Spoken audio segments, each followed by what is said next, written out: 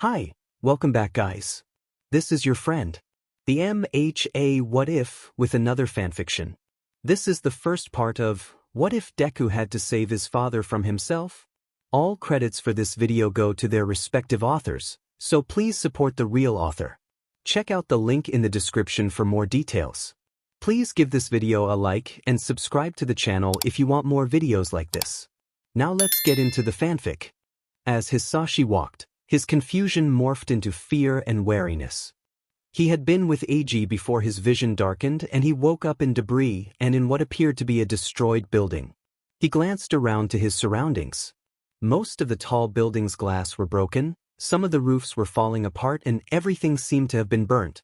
He accidentally tripped on a rock and his face fell straight onto the ground. He stood up and checked his leg. His leg had been aching ever since he had woken up and he couldn't stand it. He rolled up his breathes, which were oddly bigger, another thing he'd have to check once he got to someplace safe. His leg was almost twisted, or broken for that matter. Luckily his leg was still functional and he probably just needed to rest his leg for a bit. Although there were a few cuts and scratches. Probably from the debris that he had woken up in. Maybe he can buy a few cheap band-aids later. A small thought crept into his mind as he kept walking on. Where was Eiji? He was only 2 years younger than Hisashi, but the 10-year-old was extremely frail and malnourished.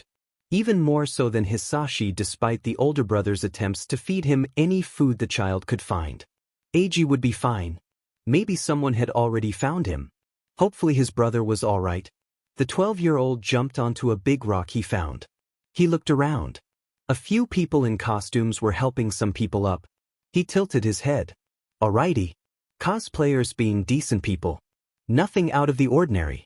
He shrugged and jumped down to find a place to sit down. Hey kid. A voice called out to him. He turned to face a man with some red wings. Did he also have meta abilities? Hisashi knew meta abilities were becoming more common, but almost no adult had them. Maybe he was wrong. Or maybe it was a piece of cosplay. Where's your parents? The man walked over to him and crouched down to his height. Hisashi raised a brow. All right. My father is probably at home, the kid stated, looking Hawks up and down. I'm looking for my brother though. The man perked up. I see. How does he look like? White hair, it almost reaches his shoulders, his eyes are green, he's pretty skinny and he's almost my height. Just a few centimeters off, Hisashi stated rapidly. The blonde man thought for a moment. I don't think I've seen someone like that. He looked back at him. The other pros probably already have him kid. The black-haired teen tilted his head slightly. Pros? Alright, that's weird. Alright. Also, is there any place I can get a first aid kit? Hisashi asked as he walked past the man. My leg is messed up a bit. There are a few medics up ahead. The man then flapped his wings and flew into the sky. So the wings were real, the preteen mused as he kept walking up ahead. Meta abilities were a reason to be killed. Anyone with one was shunned or adored depending on where they lived. As for Japan, while some tried defending individuals with meta abilities, most of the Japanese population found them to be disgusting and a reason to be murdered. So why was the man using his so freely? Although as Hisashi walked forward, he noticed more and more people using their abilities. And by noticed, he meant he sensed their superpowers. His meta ability included far more than just steal. He could sense where abilities were and even guess them at times. He could use any ability he stole and he could give them to other people. He found it to be quite useless seeing as how almost no one else had an ability. But he at least didn't have it be as noticeable as the man's. But when did more people, adults at that, get abilities? It was mostly just Generation Z and Alpha who were being born with them or got them later in life. Only a few millennials also had them. But these people seemed to be quite older than even a millennial. He decided to ask someone later as he set his goals to find a med kit and his brother. Priorities. Toshinori sighed as he watched a few civilians get rushed into the ambulances. The hero had been called to fight off a few villains. Some of them were already unconscious or dead by the time he'd arrived. Some were conscious but bleeding out, and a few had even managed to escape the mess. Luckily, the heroes had been able to detain enough villains to call it a success. But one thing certainly wasn't great. The destruction was huge. Too big to ignore, and it would be expensive to rebuild everything. The center of the city had been exploded and blown up completely, and everything close to it as well. Only a few nearby buildings were still standing, but they were collapsing in on themselves. Apartment complexes fell on people who tried fleeing, people fell to their deaths, they were crushed, either by debris falling on them or people running on top of them to safety. While a few heroes questioned what quirk or quirks were responsible for the destruction, other heroes said that no quirk was that powerful and that it was well-placed bombs that created the damage. The number one hero, not wanting to spend any more time in his buff form, had left quickly and decided to just head home. He passed through streets. While a bit cracked, they were better than the center of the town. He arrived at a bus stop a few blocks away and sat down on the bench, hoping a bus would arrive. He closed his eyes. It sure was a chaotic day. But at least it wasn't as bad as it could have been. Even though the symbol of peace didn't do as much as he should have. He could have been faster. Suddenly, a noise made him snap out of his thoughts. He looked over to find a black-haired child in an oversized suit laying on the sidewalk. Toshinori blinked. Kid, are you alright? Hisashi had just been running towards some place safe to get some band-aids for his leg. When he tripped, his face fell straight onto the sidewalk. A profound oomph came with it. Kid, are you alright? The teen's attention went towards a man. Blonde hair sticking out, he was wearing an oversized hoodie, and he was skinny. Skinnier than Eiji. The black-haired teen scanned the man. Before answering, I'm alright, sir. Just looking for a place to get some bandages. Know a place? Sorry, I'm not too familiar with this place. The man scratched the back of his neck. I just came here to check on a friend. Hisashi took notice of the man's small pause. Okay, that's suspicious. But at least the man wasn't a crackhead. Well, the preteen stood up. Have you seen a white-haired, green-eyed, skinny boy who's almost my height? He asked. He's my brother and I've been looking for him. I think not. Sorry, the man said after a moment. His eyes locked onto Hisashi's. Something passed through the man's before it faded. Alright, thanks anyways. The teen went to walk off, not wanting to spend time with a potential predator. Before he stepped on the breeds again and fell onto the ground, face first, again. Damn it. Toshinori watched on as the kid tried to stand up. Unfortunately, the clothes kept making he child slip as fall. The clothes and even the eyes seemed familiar to the blonde man. Too familiar. After a few minutes, the child grabbed the breeds and rolled it up. Mumbling something, the black-haired kid walked away. Huh, the hero mused. The feeling fading away slightly. He at least hoped the kid found his brother. But he still couldn't completely shake off the feeling of familiarity surrounding the kid. Maybe the kid was the son of another hero he'd worked with? Or maybe the kid just had one of those faces. Black hair isn't uncommon in these parts. He's seen a decent amount of people with freckles before too. The suit, however. Suits weren't uncommon in the hero industry. It was a place to be professional and responsible, and that meant putting on a display of maturity for the youth and media. But for a child to wear them? That was a bit uncommon. And the suit was definitely too big for the kid. It just added to the feeling that felt a bit like nausea. The suit reminded him maybe too much of all for one. Toshinori turned to look at the kid. Hey, where your parents dash? The kid was nowhere to be seen. Hisashi found a pharmacy a few blocks from where he'd found that blonde skeleton. He entered the store and went straight to find a few band-aids. Only when he found them was when he realized he had no money. He bit his lip. All right.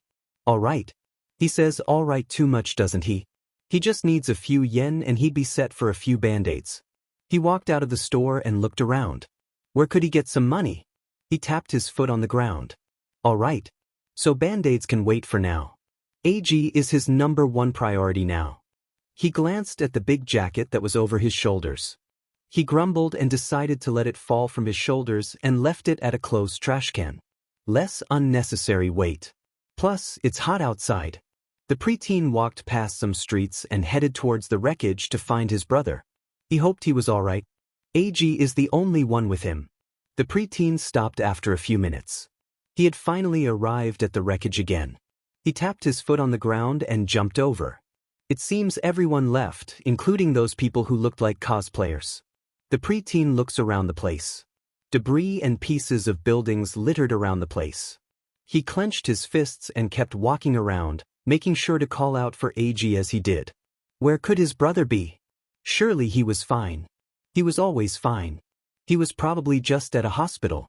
Surely father would have been called by now. Right? The preteen stopped when a sort of portal formed. And two figures stepped out of it. This is where Sensei is? Yes, Tamura. Unfortunately, he seemed to have been caught in the crossfire. The preteen stopped in his tracks. Confusion morphed into fear.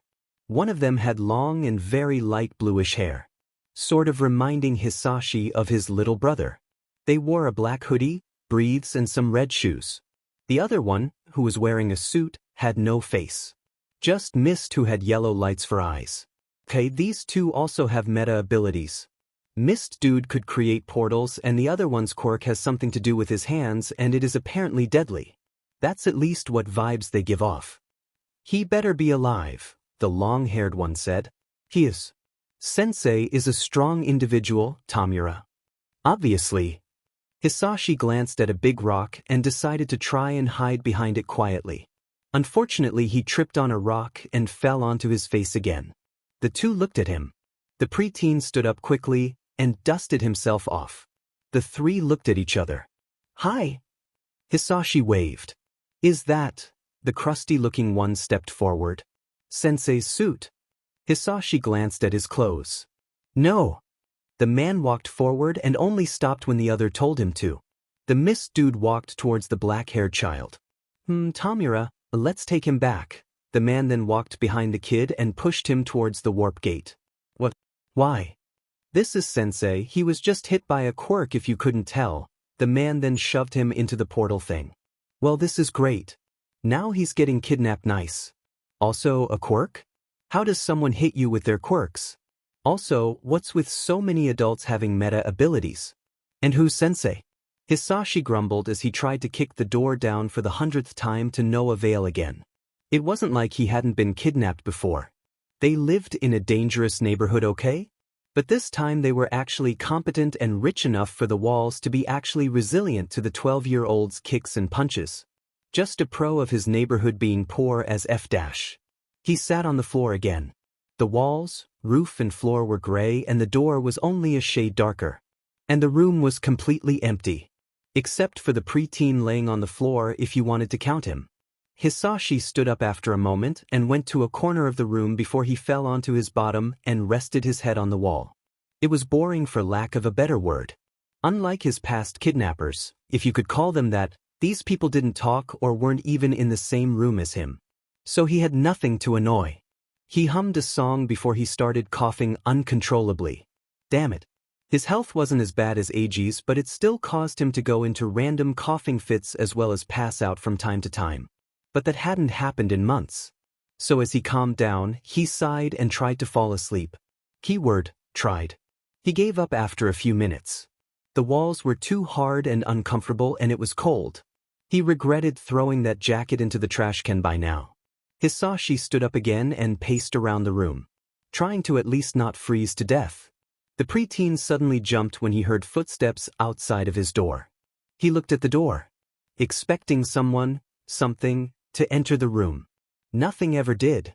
The footsteps came, stopped and left. And Hisashi was alone once more. He bit his lip when he realized something. He wasn't on the ground anymore. The kid looked down and almost shrieked. He then fell onto his face as the ability stopped working. He stood up quickly and stared at his feet. He could fly. When did he get that meta ability? He didn't steal that. He doesn't remember anyone having that power. So what? Maybe he accidentally took it?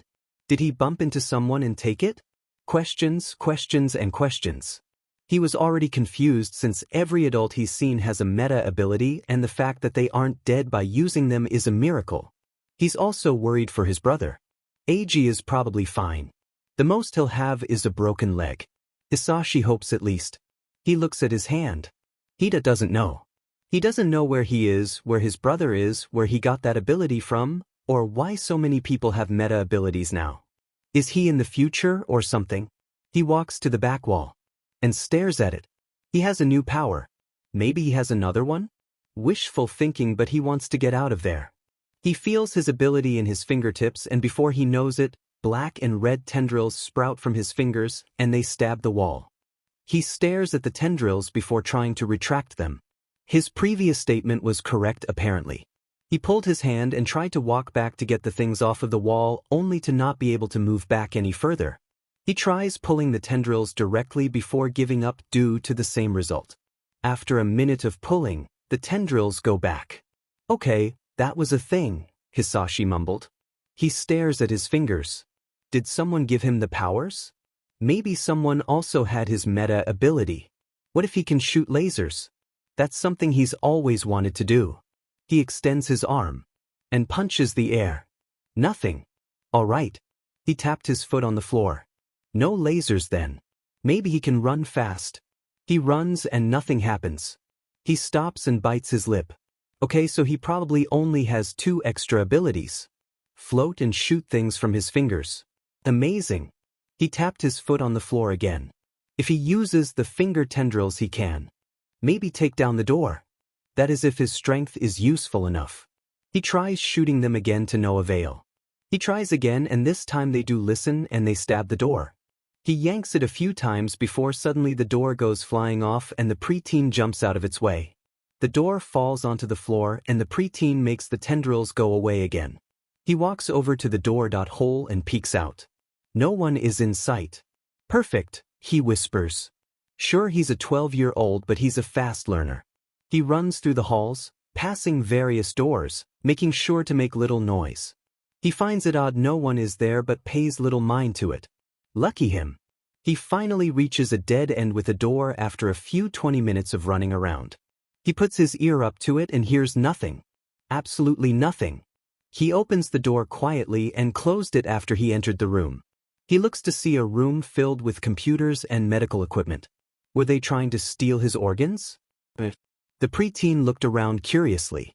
Call him a nerd, but these computers looked too interesting and advanced for him not to gawk at. Suddenly a voice came from behind him.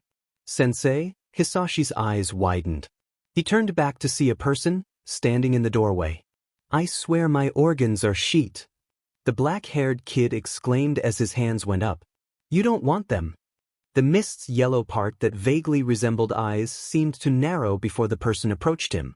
It is all right. I know you're confused or scared or both, but dash. The preteen took a few steps back and the person stopped. Can I leave? I have nothing of worth to you. The kid glanced at the door. Mist Man apparently noticed as a portal formed in front of the door. The two looked at each other.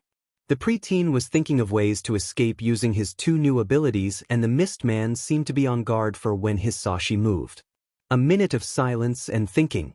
Then Hisashi shot tendrils from his fingers once more and grabbed the Mist Man's metal thing and threw him at the computers. Such a waste of technology, Hisashi mused. He glanced at his hands.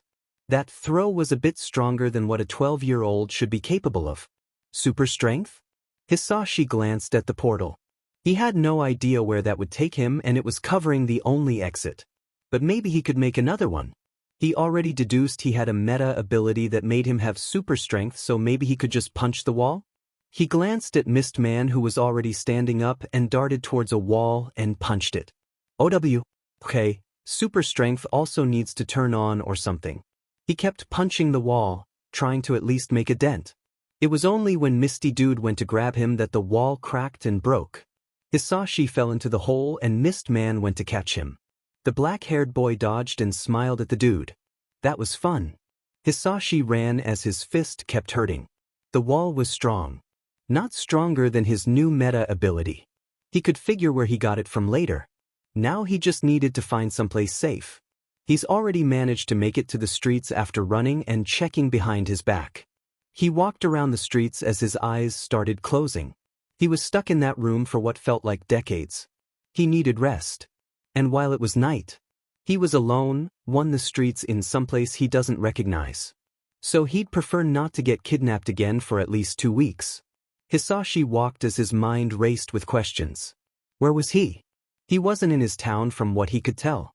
Nothing seemed familiar, and he knew his town from the grocery store, To every school to the outskirts. Was AG alright? He probably was. Seeing as how his brother was the luckiest person on earth. He always managed to never get hurt even with their absolute dog shit neighborhood. Where did the new abilities come from? The logical answer was that someone else with a similar meta ability to his gave him them. But that didn't make sense. Why did those two kidnap him? Probably for his organs. Or for a ransom. Those were common for him. He mumbled as he walked through various streets and made it to a small park of sorts. It wasn't closed, so he strolled right in. He walked for a bit more and finally sat down after a while. He was tired.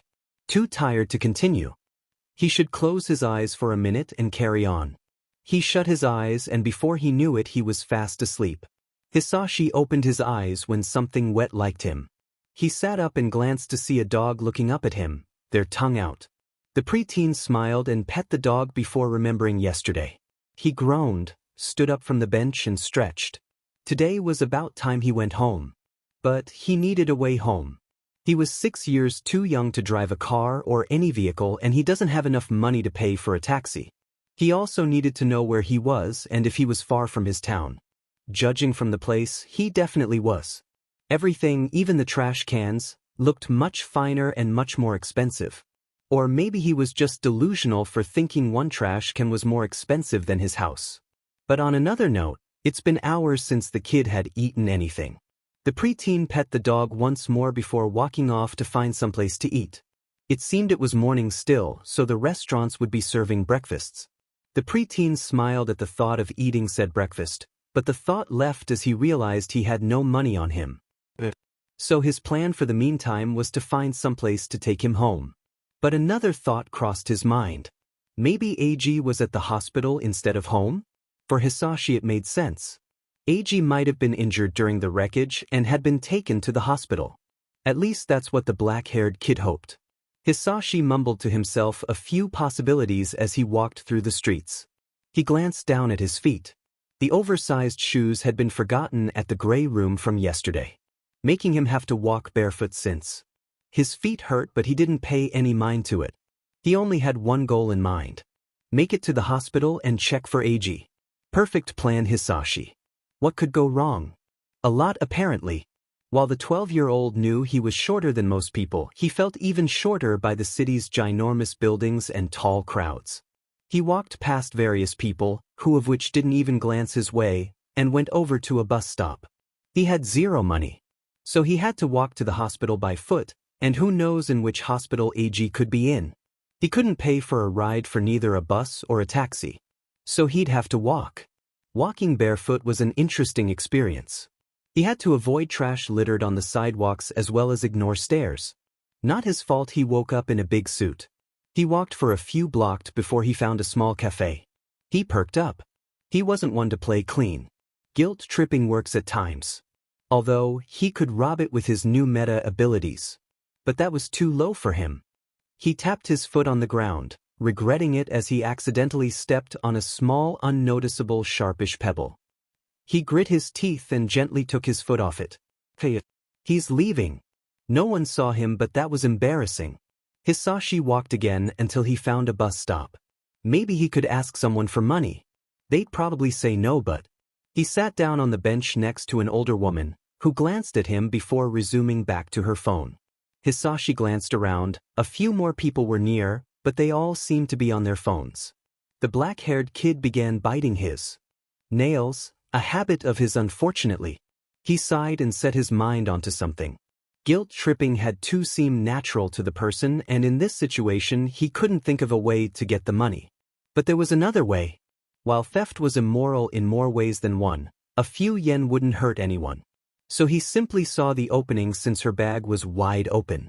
Hisashi hopped down and continued walking. He was probably close to the hospital by now. The kid suddenly stopped. F-. There was a person, hopefully, who was probably taller than most buildings. And that's probably the least peculiar thing about them. They seemed to have a sort of meta ability as well, but it was more obvious than most. Their back had a few bones sticking out, which weirded the kid out a bit. And their veins were showing a lot. Their hair was long and teal. And their clothes seemed to be ripping from their size. And their meta ability seemed to be that they were able to heal themselves seeing as how their body was breaking itself. Their height was probably a side effect of some kind. Hisashi's eyes widened as the person punched the ground with such force that a few people were thrown back. Did he also have super strength? The preteen fell to the ground as the man, from what Hisashi could see, threw someone at him. His head fell straight onto the ground, luckily no crack sound came from it. The civilian who the man had thrown was wearing an interesting costume, like the ones he'd seen yesterday. He raised a brow as the woman who had been thrown went running to the man and jumped onto his shoulders. All right, Hisashi narrowed his eyes. Maybe. The woman kicked the man directly on the face, probably breaking his nose, and threw him to the ground, jumping on his back for good measure. Hisashi tilted his head. The man grabbed her hair in a split second and threw her head onto the ground in return. A crater formed as the man's strength. Maybe not a healing ability, a body enhancement of some kind? The preteen had his rules. AG comes first. Don't download Twitter. And don't get into other people's businesses. But he had been known to be a rule breaker once in a while. He stood up and before he knew it, his legs were taking him near the fight. Hey kid! A bystander went to grab him but missed him. Hisashi looked back and his fingers then shot out tendrils, black and red, his favorite colors, to grab the man's face, and as he tried to use his other ability, the man went to punch him. The preteen moved out of the way, avoiding the fist, and as he finally felt his other abilities work, the kid threw the man at a building nearby. Hisashi let the tendrils go back as the man went flying to the building. His father was gonna kill him. Especially since Hisashi is sure his fingers are broken or twisted. Lucky him. Eiji ran up to his older brother. Hisashi, look what I found. The 10-year-old jumped from one foot to the other as his older sibling looked away from his homework. Hey Eiji, what did you find? The black-haired kid smiled at his brother. I found a comic book. Eiji showed it to his brother. It's about Scarlet Witch. She's one of your favorites, right? Thanks. Let's read it tonight after I'm done with my homework, 'kay? Hisashi patted his brother's head. Fine. But you also have to go get candy. Of course. Now go play with your dolls or something, brat. Hisashi's breath hitched as he touched his index and middle finger. They were probably broken or bruised. His attention snapped back to the man who broke the building he'd been thrown to. He went charging towards the boy who just stood still. Suddenly, the woman went and kicked the man's abdomen, sending him flying onto the ground. She jumped onto the man's chest, making a crater below them and probably crushing his ribs. Hisashi's eyes widened. She had a meta ability as well. Maybe the adults actually did have them. He turned and ran straight into the crowd, looking back only once. And he continued running. Not only did he have to find his brother, he had to take care of his fingers and make sure no one had seen him using a meta ability. Most people were killed just by mentioning them. Those who did have them were mostly tortured. And he really didn't want to be tortured. Just isn't his thing. As Mirko signed a few papers, mostly just to pay off any damages, she couldn't help but think back to the kid who'd thrown the man. The kid had potential and she was curious. But she had better things to do. She'll just keep an eye out from now on. Hisashi poked his fingers and hissed. Yeah, the bones were definitely bruised at least. He bit his fingernails again as he began walking down the street. He finally collapsed onto his knees. Geez, he was tired. He was alright though, he just needed to rest a bit. He sat down and sighed. Just 1 minute. 1 minute. Alright, the 1 minute turned into 30 but he was walking again. It had taken probably a few 50 minutes to get to the bus stop, 20 minutes to where he hurt his fingers and 30 minutes later. So an hour and 4 minutes of him just walking around. He could just find a way home. His father had probably already been called and had taken Eiji home. So the whole trip to the hospital was probably useless. He stopped when he saw a cafe. Okay, go in and just ask for where he is and for the time. He looked both ways and crossed the street. He paused momentarily before opening the door and going straight to the cashier. Hello, mister, he waved awkwardly. The man looked down and smiled. Can you tell me where I'm at? I'm a bit lost, he muttered. The man tilted his head, giving him a look. You're in Mizudafu, Block 62? The man looked up. My memory is bad today. Hisashi blinked. Mizurufu? Interesting. That was a good few states away from his own town. What the actual he? Thank you, sir. It seems I'm only a few blocks away. He bowed slightly before dashing outside. I have at least an idea of where I am. He bit his lip. He tapped his foot on the floor, ignoring how dirty and rough it felt. Maybe. His eyes suddenly sparkled. I got it. That mist man's meta ability was to create portal things. He continued walking. Maybe he teleported me here accidentally, then decided to take my organs. He ignored some looks. I'm so smart, Hisashi mumbled. So he had at least a theory. Better than nothing. Although he had to get going, the 12-year-old knew how dangerous the cities could be for young kids. He walked past a crowd who were whispering about some nonsense. Merkoe fight was amazing. Isn't she supposed to be at Tokyo? She was here for the huge attack yesterday. People already attacking, not surprised.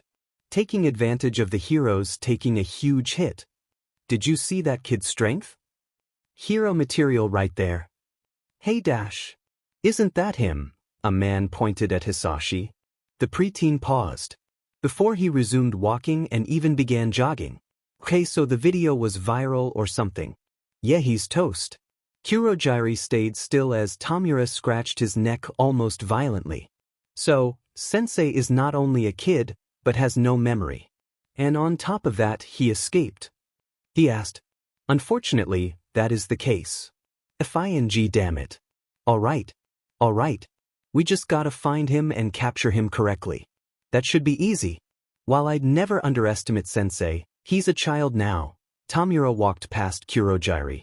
What's the worst he could do? The babysitter looked up at the TV. A lot, apparently. Hisashi couldn't wait to die. Even after over 2 hours of walking in a city he barely knows, he finally arrived at a smaller neighborhood. He had passed a school and a few buildings, and he'd finally arrived at a semi-normal neighborhood. Finally. The houses were tall, big, and looked modern. Too modern. Hisashi sat down on the ground. He needed a plan. Stealing money could work, but he had no idea how to book a flight, or any ride for that matter. Plus, he's pretty sure he'd need an ID or something for that. He rested his head on a fence or wall of some kind.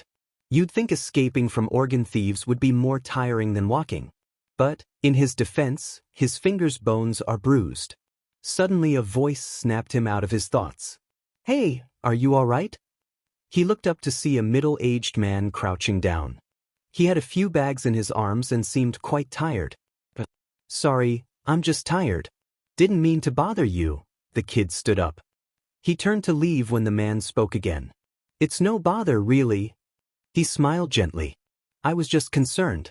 Seeing as you look tired and well. He chuckled nervously. Oh well, I'm just walking around. I was kidnapped yesterday. He ignored the man's questioning gaze. And I bruised my bones, I think. So I'm kinda tired, he shrugged. No wonder. Well, you can come in. You seem to need a new change of clothes, he smiled. Are you sure? The preteen asked. Yes, I'm sure. I have a kid around your age. I should be able to find you something. The man walked into the house's small patio. Hisashi glanced around and followed behind the man. Sir, if you don't mind, can I take a shower? Then, real quick. I swear. Hisashi added. Sure, it's all right. It's on the second floor, last door of the hall. The man pointed at the stairs. The kid nodded. Thank you, Dada. He never asked for his name. All right. Mfurupugu. The man extended his hand out. Hisashi Shigaraki. The preteen took his hand and shook it a bit. The man's eyes seemed to change for a split second before it left. Weird. Hisashi turned the handles, and the water came out from the shower head. He unbuttoned his shirt and left it on the floor. He couldn't help his leg wobbling a bit. Seeing as how he was a few states away from his hometown, AG wasn't here at all. Or maybe he had also been kidnapped. He should have checked. Demend him for his stupidity. He'd have to check after. He sighed and decided to just get the shower over with. Masaru knocked on the bathroom's door, clothes in hand. If having a kid ever changed something, it certainly made him have an even softer side for any child. Luckily he'd been able to find some of Katsuki's clothes he'd grown out of. He also had the same name as Inko's husband.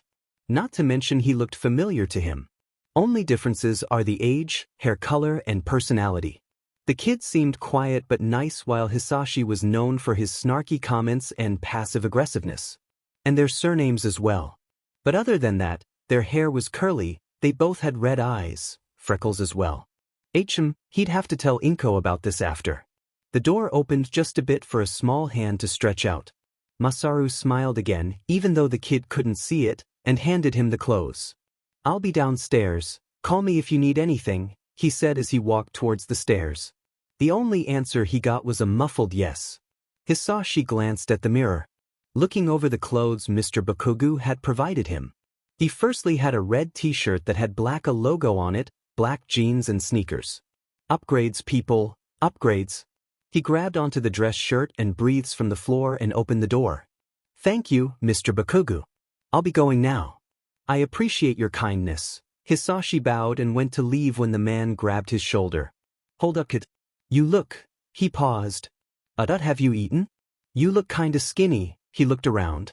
The kid gave him a look. Before deciding a quick meal wouldn't hurt. "I haven't, thanks." Hisashi went over to the kitchen, Bakugo following after him. "Alright, I'll see what food there is." "It's around 1:30, so that a lunch would be appropriate." Hisashi perked up at the mention of the hour. He'd woken up a few hours ago, 2 hours if he wanted to make an estimate. So he'd woken up around 11 o'clock or 10 a.m. But shouldn't a kid be in school by now? Masaru asked. The kid paused before he stopped eating ramen and looked at him. "Isn't it Saturday?" He blinked at him. "Or was it Sunday?" "No. It's Tuesday." "Are you sure your head is all right?" Masaru asked. His eyes widened after he asked the last part. "Wait, I dash. Many they did keep me for longer than I thought." Masaru heard the kid mumble. "But then again, everything is so weird." That are you?" The man looked around nervously. "Do you have a meta ability?" The kid asked. Masaru's head went blank. "Of course. Only a few don't have them," he chuckled, ignoring the fact that the kid used an old term. Was the kid quirkless? That was so uncommon. But then again Izuku was as well. Really? Then it's not a BRH thing that it appears the population is getting them randomly. The man raised a brow. "I wonder why the government hasn't killed us yet." "Wait, what? Every politician has a quirk." "Really?" Hisashi narrowed his eyes. "It appears so much has changed for some reason. Muzutafu is strange," he mumbled. Masaru was quite confused. Was the kid from a town where quirks were uncommon or shunned? Seemed unlikely, but the child certainly was strange. "Are you not used to Muzutafu?" Masaru asked. "Nope. I'm from a small town a few states away. Just that I was taken here. Probably by a meta ability, or I might have been unconscious for when I was taken here." The kid began eating again. "You were kidnapped?" the man asked. His inner thoughts were messy for an easy way to explain it. The kid stopped eating again. "Yeah. Nothing too bad or uncommon in my town." The kid shrugged. "How are you so calm about this?" "Happens a lot. At least for me. Anyways, what's your meta ability?" It's pretty basic. My sweat is kinda like acid, and if I rub my hands together I can create small explosions," he explained as Hisashi's eyes started sparkling. "Oh my god. Really? I need to see it." He jumped out of his seat. Before his face flushed. I am sorry. I mean, if you don't mind, can I see it?" he asked. "I'm not sweating right now, so I can't." "Sorry." The kid's excitement died instantly. "Oh, alright." Masaru almost felt guilty. "Well, do you have any band-aids?" Hisashi asked. "Sure do." "May I ask why?" "My leg is scratched up and I broke 2 fingers, so." "That you what?" "Okay, so I need your full name, kid, where and when you were born and other things," Masaru told him. He was distressed at the thought of the kid having some broken fingers. "Oh, right." Hisashi Shigaraki. "I was born in Hidogawa, Akita. Born on August 5, 2009 inch." Masaru blinked. Are you sure?" "I mean it's 2207. He smiled. "Unless you're 198 years old," he joked. The kid blinked at him. He blinked back. Are you joking? The child tilted his head. What? Look. He grabbed his phone and put it on his calendar app. He then gave it to the kid. I'm serious. Hisashi stared at the screen for a good minute. Before he looked up at the man. That is impossible. There's no way it's the 22nd century. He looked at the man. Then a light bulb went off in the man's head. Oh God, okay, I have a small theory, kid. He patted his head and gave him a reassuring smile. The kid tilted his head. Anxiety bubbling in his. Please. So, I'm not sure the logistics, but let's say someone has a meta ability or quirk, that's what we call it nowadays, that allows them to take someone to the future or past. That might have happened to you, Masaru explained. Quirks could be strong and powerful, but he thinks time travel might be stretching it. The kid seems to be completely honest though. Okay, well this awkward so, he looked around again. Let's just get you to a doctor for your fingers, alright? The man went upstairs go get his wallet and bag from his room. He opened his room's door and grabbed his bag from the bed and placed his wallet in it. He sighed and went back downstairs, only to find the kid hand ran off. Hisashi slowed down and stopped after running a few blocks. He knew Mr. Bakugo would find it rude or disrespectful to run off without saying so, but he had to leave. And honestly, time travel seemed so likely and plausible. Everyone had meta abilities or quirks, which would happen with time. They changed the name. He was somewhere new. Eiji was. Eiji was gone. If what Mr. Bakugo had said was true then. Eiji was gone. Gone. He was dead. Hisashi felt numb for a moment. It wouldn't be true. Meta abilities were strong, but they couldn't. But if so much had passed and if someone wanted to then. He looked at his hand. He had to find out if it was true and then what? He snapped at no one but himself. He didn't have money. All he had were clothes from a random dude, scratched leg and 2 broken fingers. There was no way he could get to his town, much less even close to it. Just great. He breathed in and out. Just ask someone. He glanced at his surrounding. He seemed to be in front of an apartment complex. All right. He looked over to his right. There was a woman walking towards the complex. She had some grocery bags in her hands and she looked nice. He didn't know why, but the woman seemed familiar. He bit his lip before jogging towards her. Hello, ma'am? She turned and gave him a smile. Do you need something? She asked. Her eyes seemed to get wider for a split second. All right. Can you tell me what's the date? Weird question, I know. He grins sheepishly. She gives him a strange look. It's February 20th, are you all right? She asked with concern when she saw his eyes go dead. Yeah, well, long story, anyways, I gotta get going. He went to leave when she spoke again. Do you know a Hisashi Midoriya? That made the kid stop in his tracks. My name is actually Hisashi, he said. She blinked. And I don't think I know a Midoriya, even though the name seemed familiar. Oh, it's just you remind me of my husband, she chuckled. You even have his freckles. Wait, do you have any pictures of him? He asked. If anything, he's just hoping his father has a secret twin brother who he named him after that he can get into contact with so he can leave. Wishful thinking. Well, he wasn't one for photos, but... She scrolled through something on her phone. He did take one once. She gave it to him. His mind went blank. Red eyes, suit almost identical to the one which he woke up in, freckles, tall and white hair. Hisashi Midoriya. Hisashi Shigaraki. Interesting. They did look familiar. Just that one is a man and the other is a boy. Weird. Oh, he does look like me. If anything, he looks like his father but with a few differences. He does. She smiled sadly. He felt the urge to comfort her.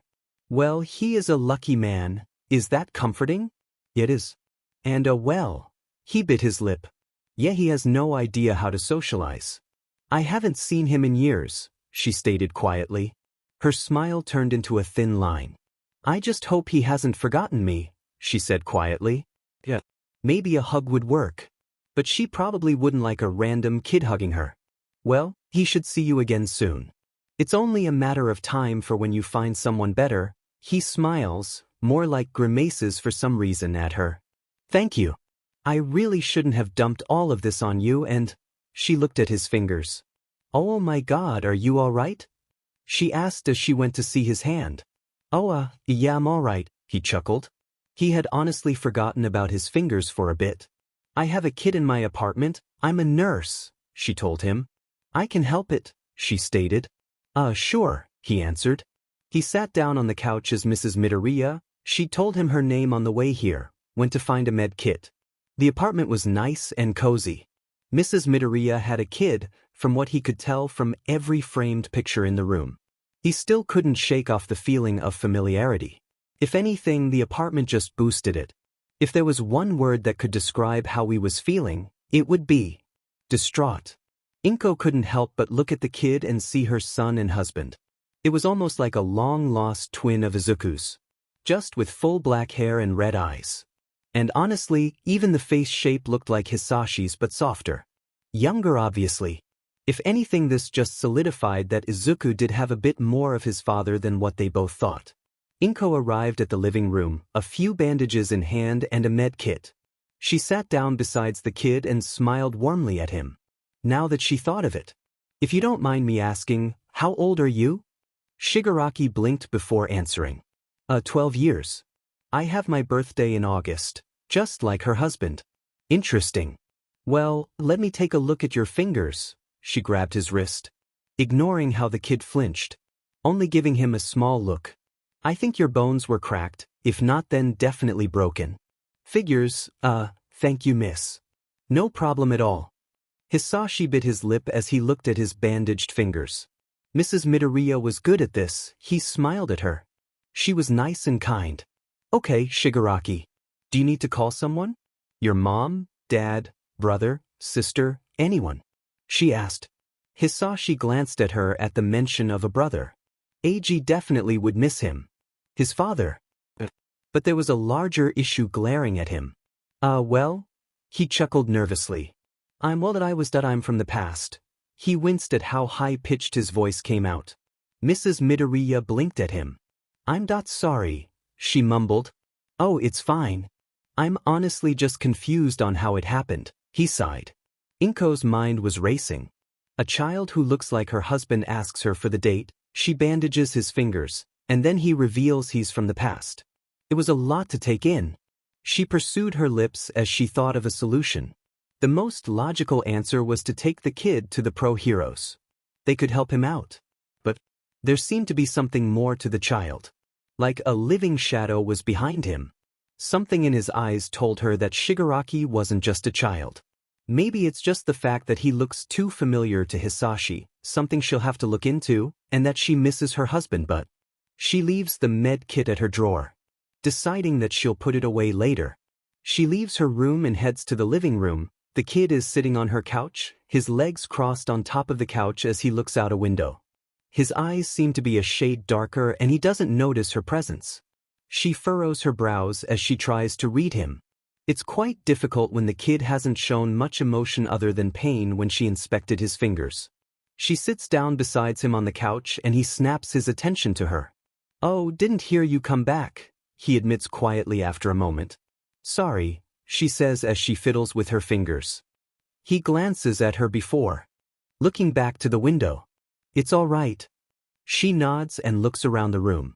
Do you want to watch TV? You seem quite tired, she smiles gently, trying to relax the preteen who looked tense. After a minute he speaks. Yes, thank you. No problem. Hisashi stares at the television. He didn't know the show and had frankly never heard of it.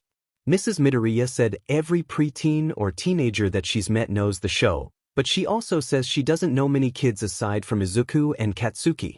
Those names seem to be familiar but he can't place his finger on it. Speaking of fingers, he looks at his bandaged fingers again and almost winces. He was so confused and tired. He looks to see Mrs. Midoriya walking to the hallway again to presumably her bedroom. He glanced back at the TV. The show was apparently about superheroes that existed in real life. Superheroes. They're real now. They all have meta abilities apparently. And the one who's the number one from what the TV tells is All Might. A blonde, tall, muscular man with a weird costume. Hisashi would go for something subtle to blend in. Element of surprise helped a lot. But seeing All Might's fighting style, subtlety isn't his thing or even close to it. Plus, him screaming all of his moves is almost stupid. Yelling your special move just tells the bad guy what they should do. But to be fair, the man seems nice. He's saved a ton of people and that the kid can respect. His stomach turns when he sees his face for some reason. He has no idea why. Maybe he's just tired. He is but. He groans as he lays on the couch. Maybe a small nap won't hurt. Hisashi walks and walks. But he doesn't get tired. Everything is black. The ground, the sky, everything. The ground seems like water when he steps in it. It splashes him with a black liquid and he simply bites his lip. After what feels like hours of walking, he sees a man up ahead. He seems familiar. Too familiar. It's on the tip of his tongue. He approaches the man, stopping a meter or less away from him. The man's back is turned to face the everlasting darkness of this place. The man then turns his face and looks directly at the kid's eyes. His eyes are red too, Hisashi notes. His eyes fill with what seems to be bottling rage before it morphs into what Hisashi could only describe as dangerous glee. He finally turns his whole body to face the child and before the kid could even blink, he grabs him by the shirt, lifting him up. He smiles widely and then he lets the kid fall to the ground. They stay like that for a solid minute, Hisashi refusing to take his eyes off him and the man begins laughing. He places a hand to his forehead. And 7 hands grab him from the ground and try to take him down. He screams. Hisashi! Eiji screams. Come down from there. Or I'm gonna go tell mommy. The kid crosses his arms and tries to glare at his brother. Oh, I'm so scared, Hisashi mocks. It's your fault anyway if you just hadn't thrown the ball up here. The wind was blowy today. Well, catch. He throws the ball down to his brother who catches it.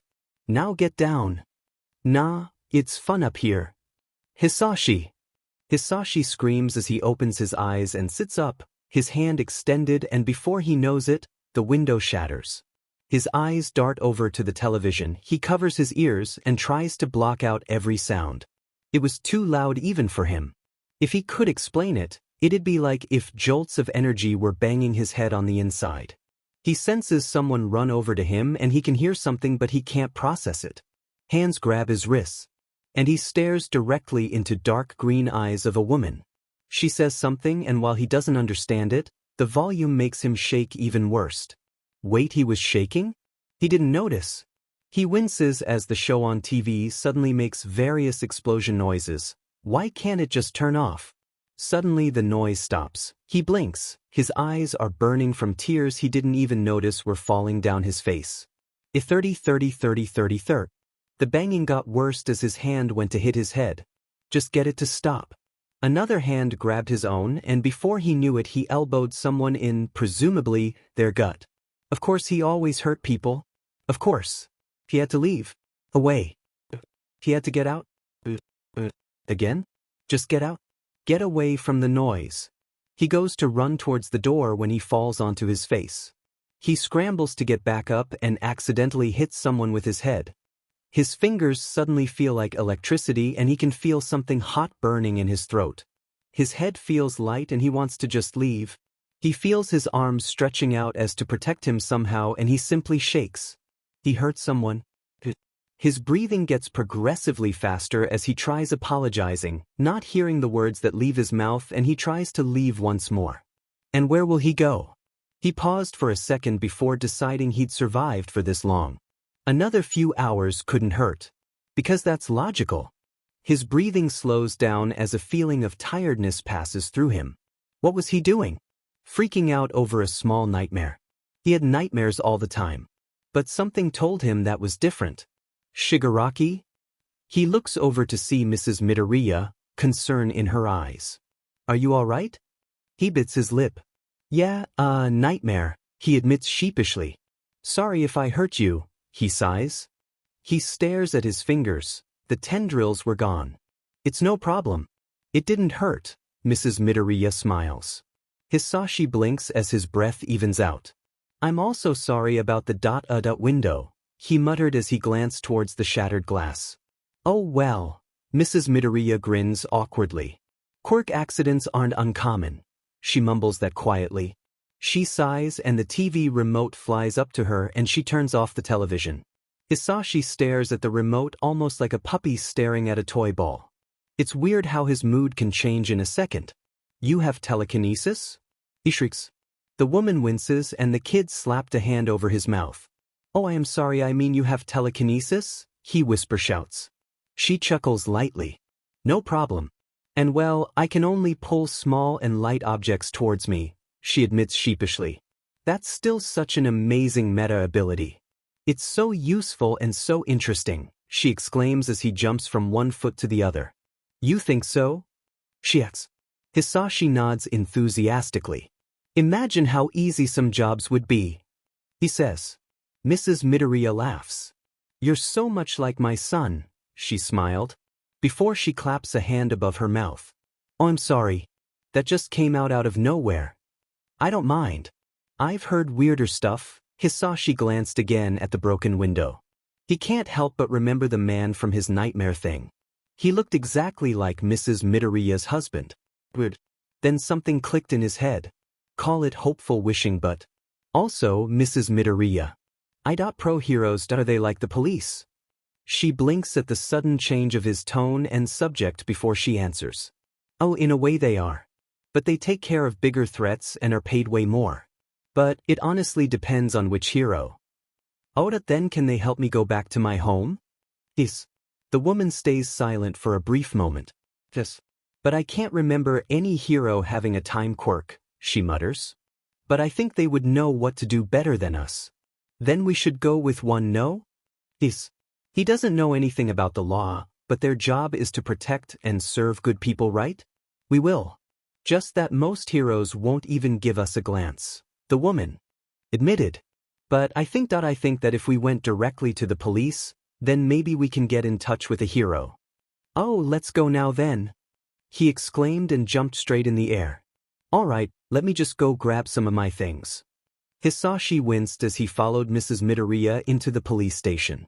The place looked fine. It just didn't sit right for him. A lot of things haven't sat right for him, like not being with Eiji, being far from home, heroes, missing knowledge and more. Everything seemed rushed. Like if he had just opened his eyes one day and everything was wrong. What a small and nice word to describe the situation. Wrong. Hisashi found the future boring. Sure, he'd only been there for a day or so. But it didn't seem any different from his time. Other than the fact that everyone had a meta ability and certain things, but the technology seemed exactly the same. Not at all what Eiji and he imagined. Flying cars certainly didn't seem to be a thing. Maybe it was truly impossible to make things fly. Or maybe Shigaraki? His attention snapped back to Mrs. Midoriya. Her gaze seemed regretful. He tilted his head. He was curious. Sue him? Yes. He looked up to a man. He seemed and radiated importantness. He seemed to be a detective of sorts. It wasn't the first time he was face to face with a detective. And it probably won't be the last. He stood up from his seat and extended his hand to the man's. Nice to meet you, Mr. Tsukachi. All right. Kurogyri, has Sensei been tracked down yet? The young adult asked. The warper turned to face him. Yes, Tomura. Sensei has been seen around. He trailed off.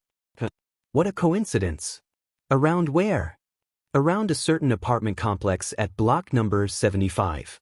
It would be better to simply retrieve him quietly. All right.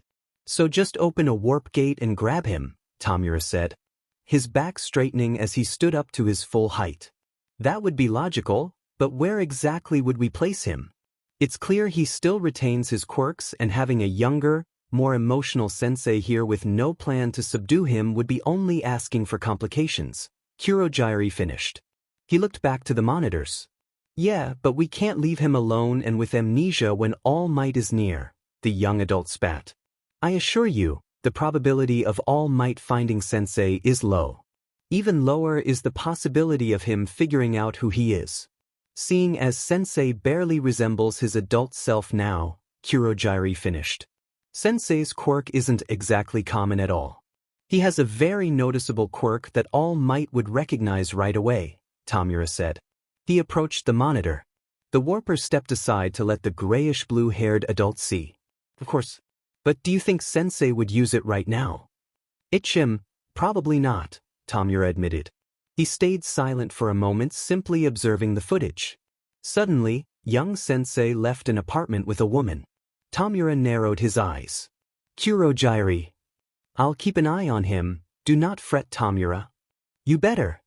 As Hisashi subconsciously bit his fingernails, some adults were having a conversation outside of the room. Alright, so you're saying he admitted from being from the past? Tsukachi asked, his head tilting a bit. Yes. I know it sounds weird and unbelievable, but dash. Inko shut her mouth closed when the man put a hand up in front of her face. I believe you, don't worry. Now, the kid could be lying to you. Which is why I'll need to interrogate him.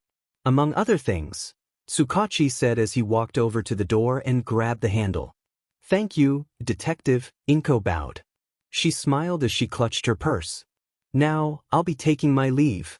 My son will be home soon. She cast a glance at the kid from the one-way glass. She hesitated before leaving. The detective watched her leave and a moment passed as he debated opening the door. The moment passed quickly and so did his hesitation.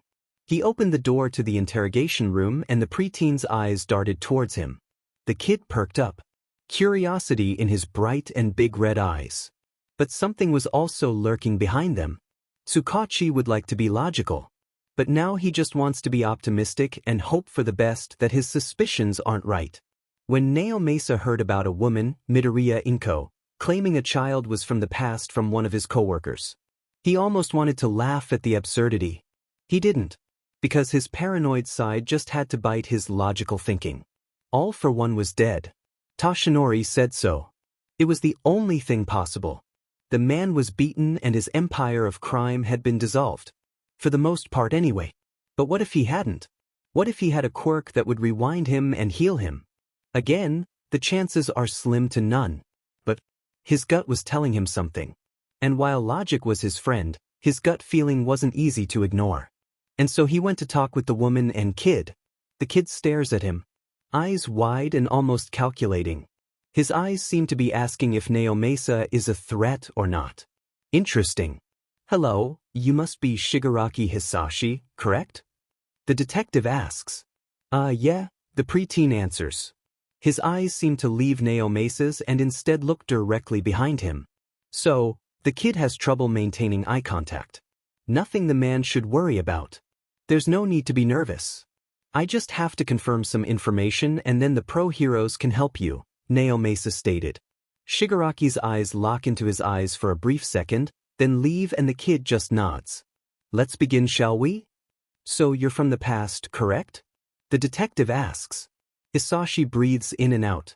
I think so. That's what I saw the date and I'm almost 200 years into the future if I remember correctly, he answers. Mr. Tsukachi nods. His eyes seem to be staring holes into his own. Hisashi decides to focus on the wall behind him. A very nice and grayish wall. Very interesting wall. Okay, now, do you mind just stating your full name, date of BRTH, location of your BRTH and your relatives?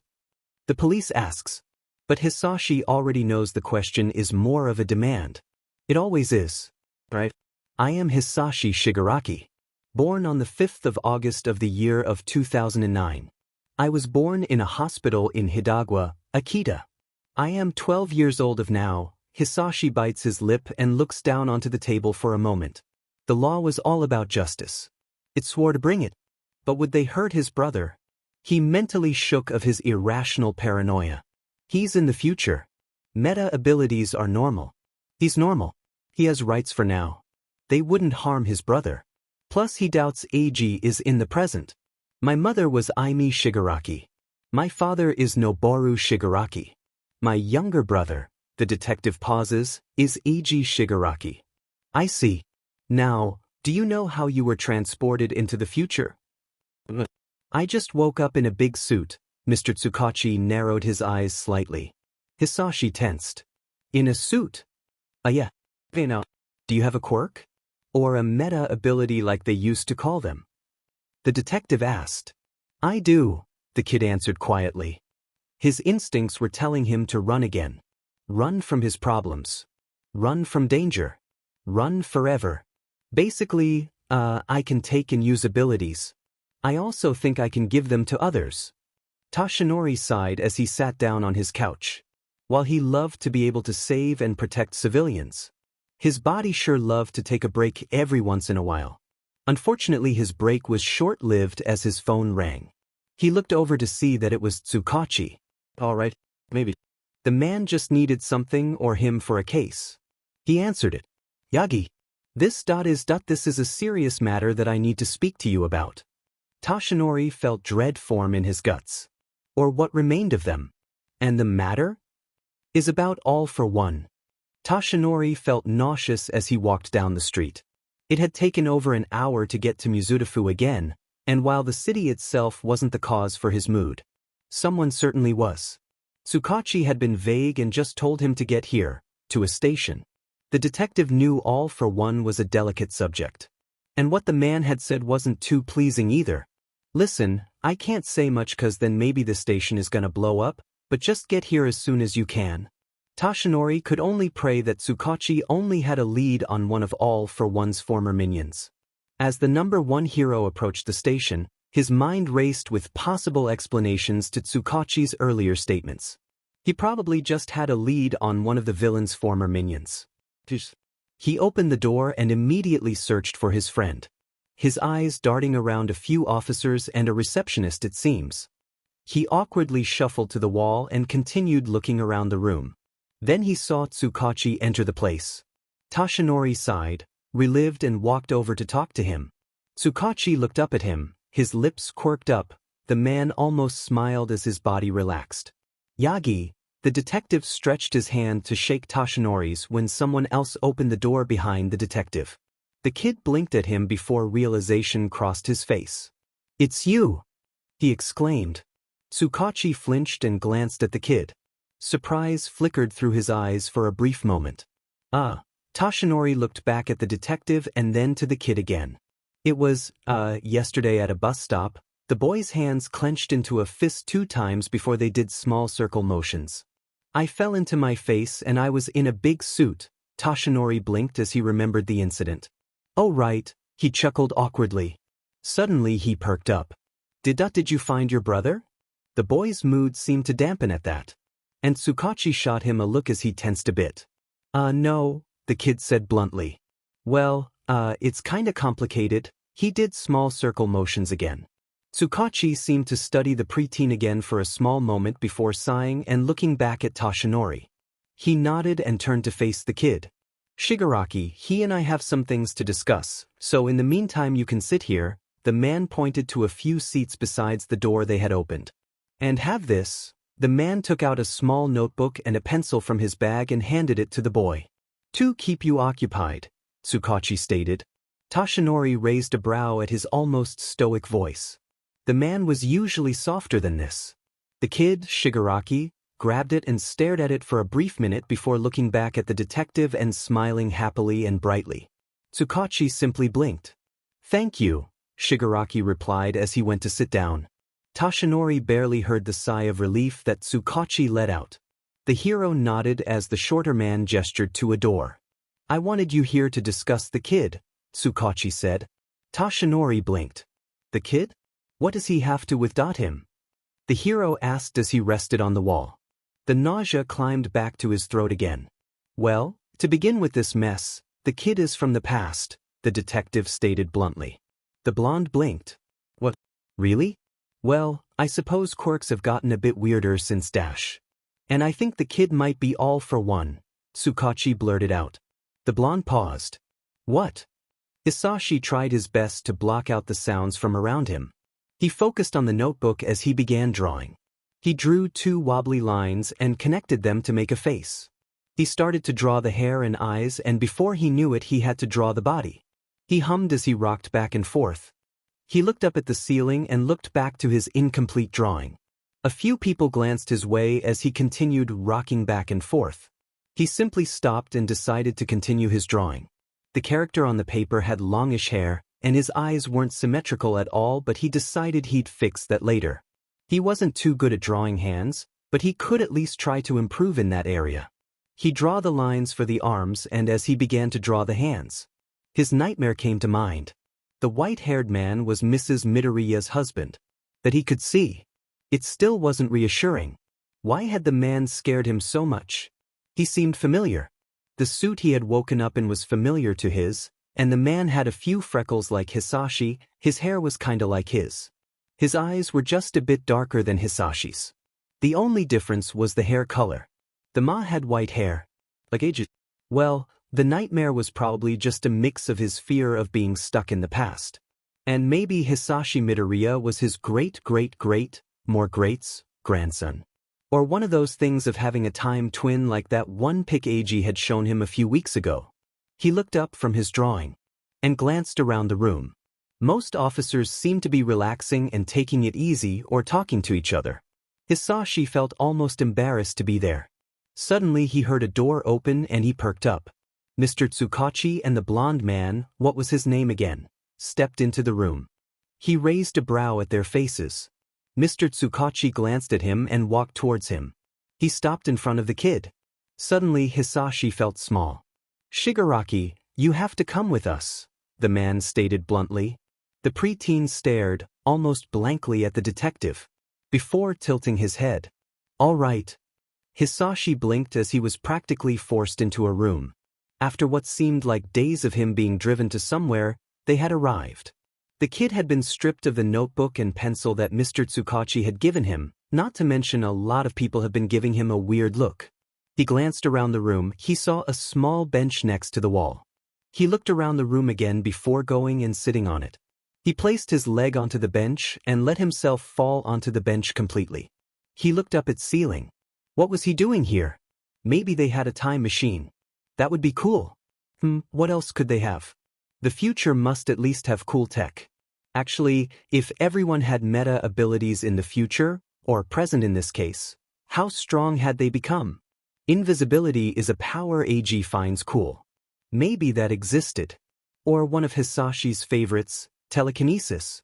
That would help him clean his room, make him fly, be able to lift AG up to the air, make sure he doesn't fall face first onto the ground, and he'll be able to look cool in his old Darth Vader costume. Win-win. AG mostly just thinks telekinesis as a way to hurt people. Probably because of the choking scenes in Star Wars. But his brother did admit being able to lift stuff with your mind would be cool. When did his thoughts drift to Star Wars again?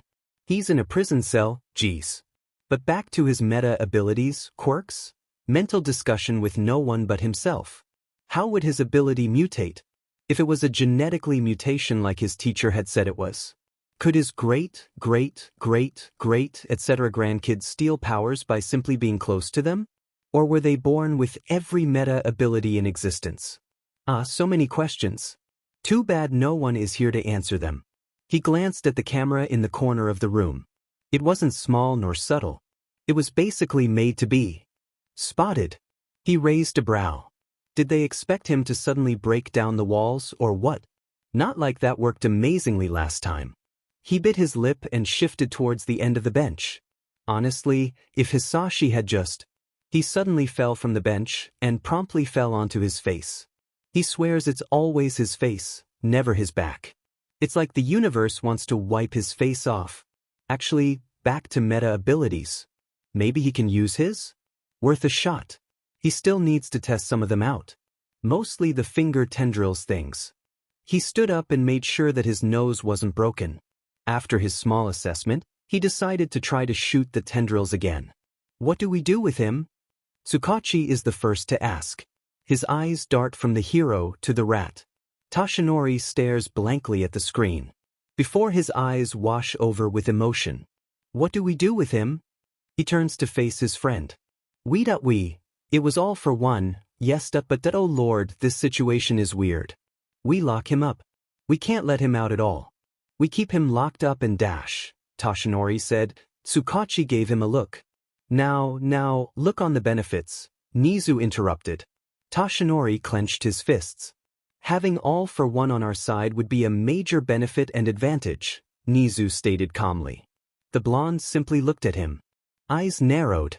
And I, in good conscience, can't let a simple child sue, the rat bear mouse said, his expression staying neutral. Yagi, I've talked with the kid and he's harmless. Tsukachi took a step forward. And what else would we do with him? Lock him up to grow to resent everyone? That would only bring all for one back quicker. Or we could kill a defenseless and still innocent child. He's 12 for God's sake. The detective let a bit of irritation into his voice. Targeted at Toshinori, or someone else isn't clear. And I'm sure he'd be an amazing hero if we simply kept him on the right path. Nizu clapped his paws together.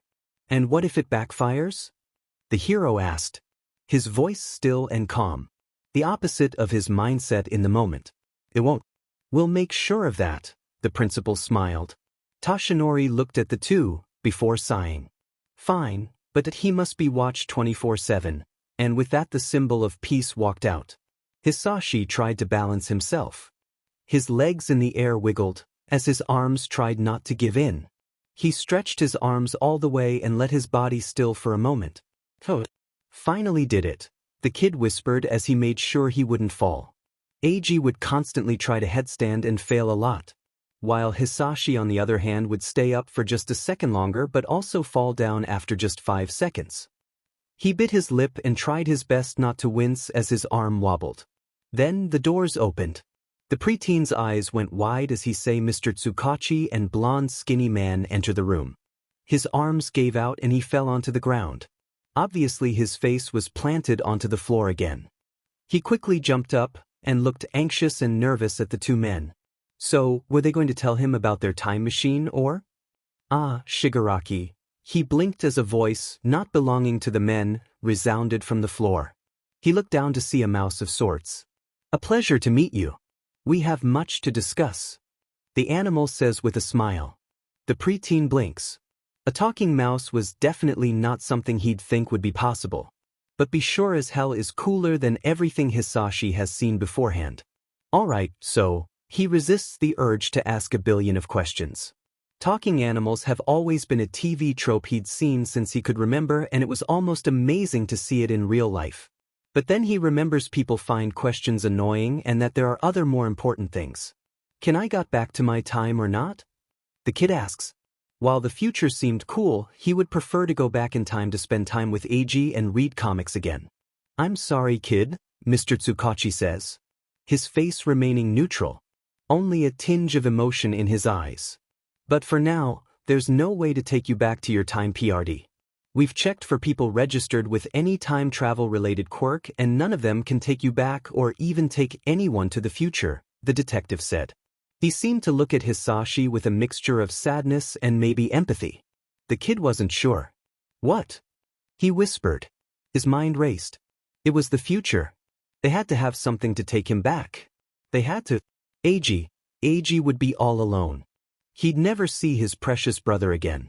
Never be able to hug him again. Never be able to talk about comics with him. Never talk about meta abilities. Never play together again. Never watch movies and throw popcorn at each other again.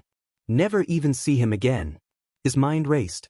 He had to get back with Eiji, he couldn't leave him behind, he had to be with his brother. He felt someone put a hand on his shoulder and he looked up to see Mr. Tsukachi mouthing some words. It was there where Hisashi came back to his senses. He flinched away from the detective's hand and he wiped his tears away furiously. His face flushing in embarrassment and in frustration from getting close to crying. I'm sorry, he muttered. He ignored the looks he got from them. What were we going to discuss? He asked, burying his feelings down. It was better to not explode. Not now. Not in front of them. Just stay focused. To Hisashi, his #1 priority was to know who was going to take him in. It wasn't like he had his father around to take him in. So, the best option was for him to be under one of his great-great-great etc. grandkids' custody. Or his great-great-great etc. nephews or nieces. The last thought simply reminded him of Eiji. His brother was obviously dead. Almost no human can survive over 100 and so years. Much less with his brother's health problems. But enough of that. He can cry about Eiji alone when he can. Now, he should at least learn about who is taking him in. Mr. Nizu, sir? The mention smiled at him. Yes. The rat mouse bear asked as he sipped some tea. Hisashi bit his lip for a moment before asking. Who am I going to stay with? The preteen asked. The principal hummed. Well, we haven't gotten to that yet actually. Your case is truly one of a kind, and we also have to introduce you into our era, the small mammal said. He took another sip from his teacup. True, I guess, the preteen mumbled. But am I going to stay here or at some other place? Hisashi eyed the mammal curiously. I have a certain idea for where you could be staying for now, but I still need some paperwork done and some discussion, Mr. Nizu stated. While we have your identification and other documents sorted out, your education is what's next. I'm 12 turning 13 in August, he mumbled. So, middle school. School wasn't something Hisashi really struggled with. You just had to think logically and make sure you did the more important assignments and half but the other ones. While it was probably because his school only served to keep kids in one room and that's about it. The food given there was definitely leftover trash. The teachers seemed to always be tired and done and they barely actually taught them anything. The school seemed a year away from falling apart and the homework was useless, among many other things. The subjects were easy, the teachers didn't really care much, and it was an easy getaway from home. So for the most part it was tolerable.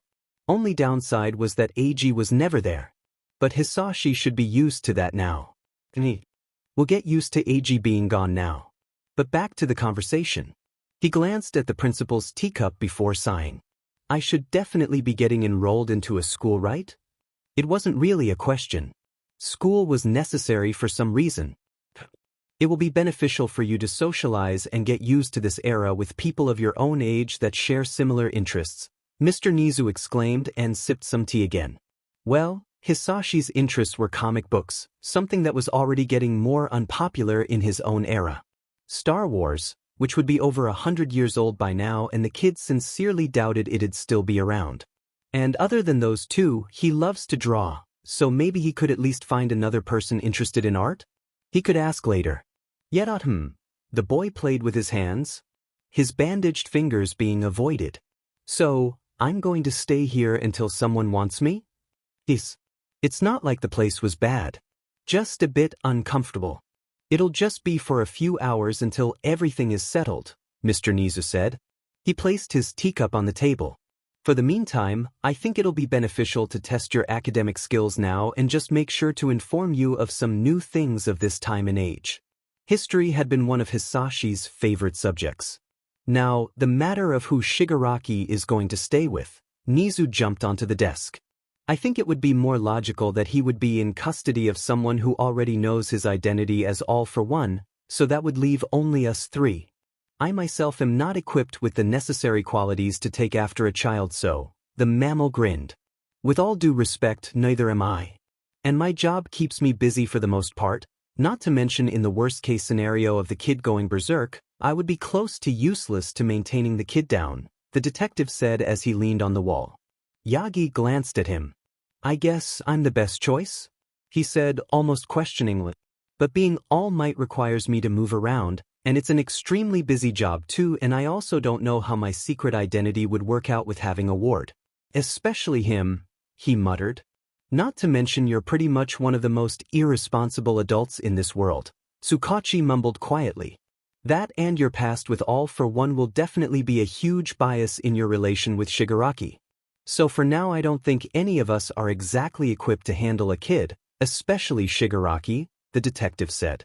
His eyes glancing at a monitor. It's not like Neo Mesa hates the kid. At least not this version, if you will. The kid was quiet and polite when interrogating him, if a bit awkward. Which was to be expected in this situation. The boy seemed to also be quite open, for lack of a better word. He answered every question and even overshared on some. He also seemed to be quite anxious. But he was at least honest. Big difference from what All for One was known for. The detective glanced at the monitors. It seemed like Hisashi was almost falling asleep. The man couldn't blame him, seeing as how disastrous the past 2 days have been for the kid. And it was already getting late too. At least for a child anyways. Who else could gain custody of him? It would be quite stupid to place him into foster care, Or ask another hero to take him in without informing them of all for 1 inch, Naomasa said. That much we can all agree on. But I have another proposition. We could make him a UA ward. He could stay on campus where I can have an eye on him, and other pro heroes are always nearby to prevent any serious damage in case. That still doesn't include who would be his primary guardian. Sure, he can be a UA ward, but where will he stay and who will provide for him? The last thing we need for him is to be neglected. That will only create much more issues, Naomasa added. We could hire a caretaker for him. Someone to make sure he eats, sleeps and studies. Yagi shrugged. His eyes drifted back to the monitors. His eyes narrowing ever so slightly. What about emotional care? He was told everything and everyone he knew no longer exists, Naomasa asked. Who knows what that could cause? We don't need him to go rogue again. Especially not when it's easily preventable. Yagi sighed. Unless we tell someone else about all for one of us 3 have to take him in. Naomasa hummed. Nizu poured himself some tea, taking a sip of it. Then we might have to tell someone. Us 3 are by no means qualified to having a child under our care, Nizu said. But Yagi started but quickly got cut off. We don't have to tell them everything. Just about all for one's past and that he comes from the past, the mammal interjected. Also, we don't have to tell them about one for all, Naomasa said. That isn't necessary information for the guardian of Shigaraki. We do have to keep an eye on them at least, the detective added. Very true. While I do have a very competent staff, I only have a few I would consider trustworthy. The principal sipped his tea. We'll have to review and see which of them would be better for Shigaraki's well-being, Naomasa stated. We will have eyes on him at all times, correct? Yagi asked. The detective gave him a look. Yes, we will, Yagi. He is a very interesting and important case which we cannot afford to lose sight of, Nizu replied. Naomasa nodded. He walked towards the desk and grabbed Shigaraki's file. It would be beneficial to do some digging and find anything about the kid for now. Even if some records from decades ago would probably be gone. Hisashi sighed as he walked around the room again. The place was dull. It seemed more like an empty hospital than anything. No decorations, windows, or tables or any kind. At least the bench was fine though. Only thing that stood out was the security camera in the corner of the room. But even that was lame. He debated for a minute before he went to sit at the bench again. He crossed his legs and placed them onto the bench. He wondered what Eiji did as an adult. Did he have a wife as a grown-up? Maybe a few kids.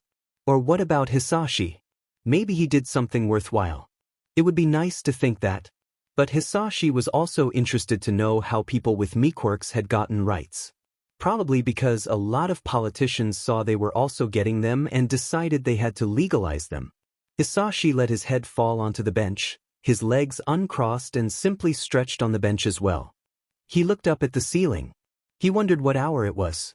If his earlier suspicion was right, by now it would be 7 p.m.? 6? He usually never slept early, but exceptions can be made. At least for today.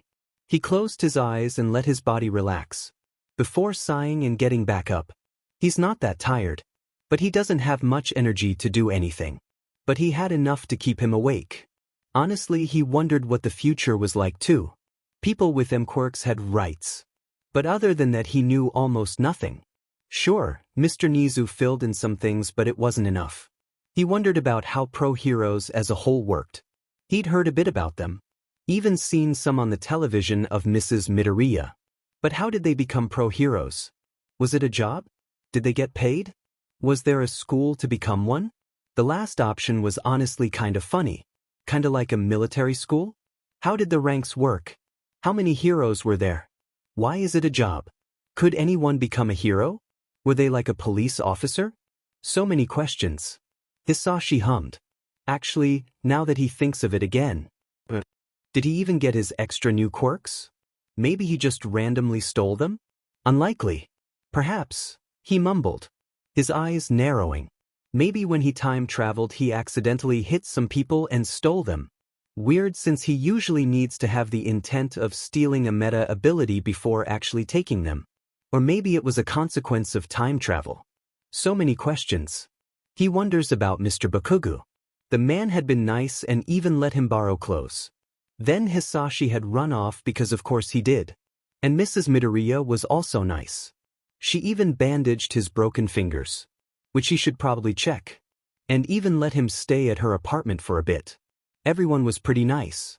Mr. Tsukachi and Nizu had also been quite decent. Mr. Skinny Man had been kinda nice. A bit quiet but nice. Reminded him of his brother. Hisashi furrowed his eyebrows. Eiji would love this place. Real-life superheroes, nice people and talking animals. If only he were here. Hisashi shut his eyes and let his back lean on the wall. His brother would have wanted to be a hero. Even without a meta ability. He always loved to help people. Not to mention he was understanding. As much as a 10-year-old can be understanding at least. Unfortunately he wasn't here. He wouldn't be here with Hisashi. He didn't even have a picture of him. What if he forgot how Eiji looked like? He won't.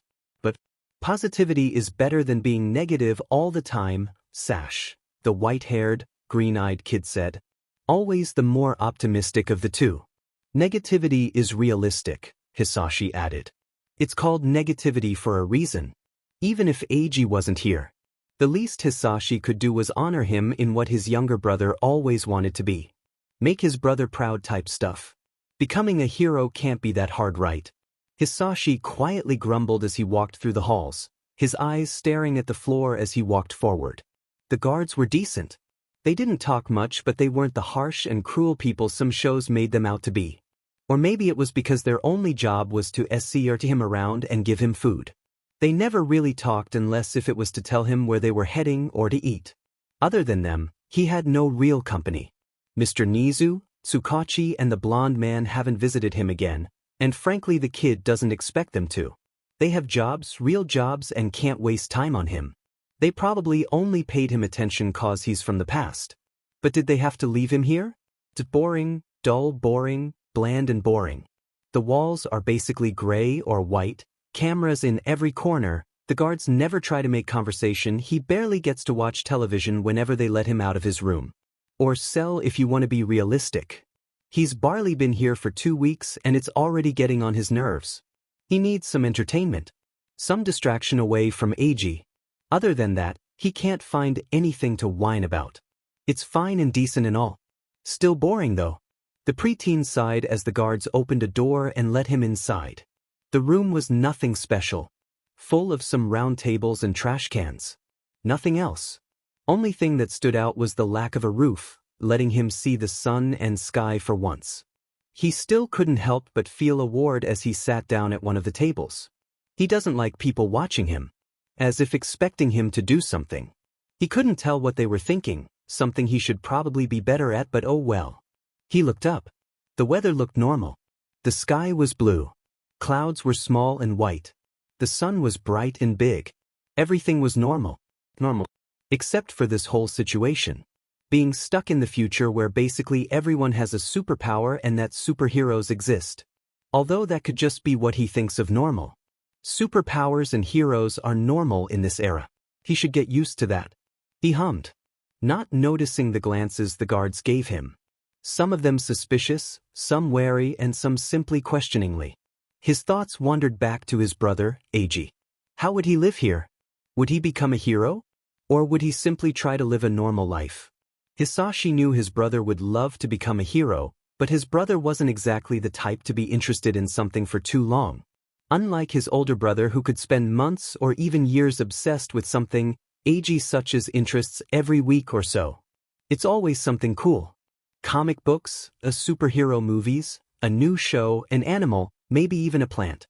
It's always something simple, but his brother rants about it for hours on end. His favorite and an interest that kept coming back was always elephants for some reason. And in turn Hisashi rants for hours on end about one of his interests and anything new he found out. It mostly consists of Star Wars, or any new show. And Eiji listens and even gives info too. The two complemented each other well.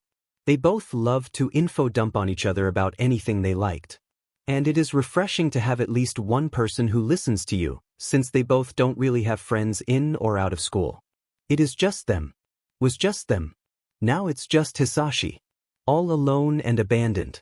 The least he can do is make sure that he becomes someone AG would look up to. Being a hero would certainly be something AG would love to be and him to be as well. How does someone even become one? A school? Training? Just up and ask? A costume would also be necessary. Can't someone just go and beat the bad guy up and leave? What's the need for anything too eye-catching? But knowing his brother, he'd probably go all out and even get a cape. A mask too probably. Maybe even wear his underwear on the outside. Hisashi smiled fondly at the thought. If only AG had been transported here. He would adore it so much. He snapped out of his zone when someone lightly tapped his shoulder. He looked up to see a guard, her expression unreadable. Hisashi blinked. It hasn't been an hour, right? Time flies fast when you're lost in thought. He nodded as he stood up from the table. He glanced once more at the sky before following the guards. Today was going to be boring too. Hisashi blinked as he stood in front of a new room. Not his usual one. He tilted his head, but remained silent. This is your new room for now, a guard spoke, making the kid flinch due to not noticing them. It has a better bed, a TV, small couch and a shower in the bathroom, they stated before closing the door. Leaving him. The preteen glanced around the room. The bed was small and obviously only fit one person. The couch was facing the television which was on the wall. The remote on the couch. Hisashi walked towards the door next to the bed. He opened it and peeked inside. A shower, toilet and sink. Not bad actually. He at least could shower without having to be skirted to the shower room. Those were always awkward. He sighed. He looked over his room again and noticed a small camera in the corner of it. Not a surprise. The kid merely went and sat down on his bed. Today was a Wednesday. He could tell Sue to his morning routine. Breakfast, an hour in the sunlight and back inside. Now he just had to wait until lunch. Then dinner and then sleep. He looked at the television. Maybe some TV will take his mind off of things for a minute or two. He stood up from the bed and walked over to the couch. He sat down and grabbed the remote. He turned the television on and it seemed it was a news channel. He went to change the channel before it showed a hero of sorts. His name was Present Mike, a blonde and loud man. Quite popular due to his hero and host job. Seemed interesting enough. Plus, learning about heroes is useful to becoming one. So he simply relaxed and listened to the news report. Apparently there had been a small villain attack at a bank. Some heroes were called onto the scene. And Present Mike was able to make sure a few didn't escape by basically making their ears bleed. He had a cool quirk, Hisashi would admit. Better than the ones the guards had. It basically let him scream really loud to the point it can make people bleed from their ears or go flying back due to his quirk. He seems to be quite popular with the fans. And his whole thing is to be energetic and loud. Not the worst. He even seems like fun. Then there was another hero, Mirko, who stopped a villain near a plaza. Hisashi remembers her from when he'd arrived in the future. She was a high-ranking hero with a bunny quirk. Other than that, the news mostly just reported on anything All Might did. The number one was practically worshipped by the reporters. Something about his smile made Hisashi feel weird. Almost spiteful. The preteen shrugged it off as nerves. Maybe he was just nervous for now. For a lot of reasons. He honestly wonders if he's ever going to leave this place. He should be able to leave. He wants to. But the place is warm, has food and is comfortable for the most part. It's better than just running off to the streets again. And the place wasn't so bad once you got used to it. Hisashi found it to be oddly comforting. It was quiet, silent, peaceful and calm. A better place than the streets that were full of noise and with people who talked loudly. Here it was dull and boring. But calm. Too calm compared to Hisashi's life with his brother. But he would like if something happened. Maybe someone will decide to adopt him? Or maybe the place would blow up. Who knows? He sighed as he changed the channel to a cartoon channel. The show was about a kid and another kid having to defeat a villain. Basic premise. Hisashi hummed as the episode concluded. The episode was already near its ending and they were already short to begin with. He perked up when he heard a noise. Near the door of his room. He raised a brow as he turned the TV off. He silently ran to his bed and sat on it. He stared accusingly at the door when the noise stopped. He flinched when the door opened. A few guards walked in. He tilted his head in confusion and curiosity. This wasn't normal. "Edda, what are you guys doing here?" he asked, nervousness making him tense. "We need you to follow us," one guard said simply. No explanation given. Hisashi bit his lip before deciding that following them was a better choice.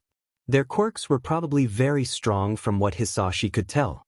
Their quirk auras, as Hisashi calls them, are mostly spiky of sorts or rough.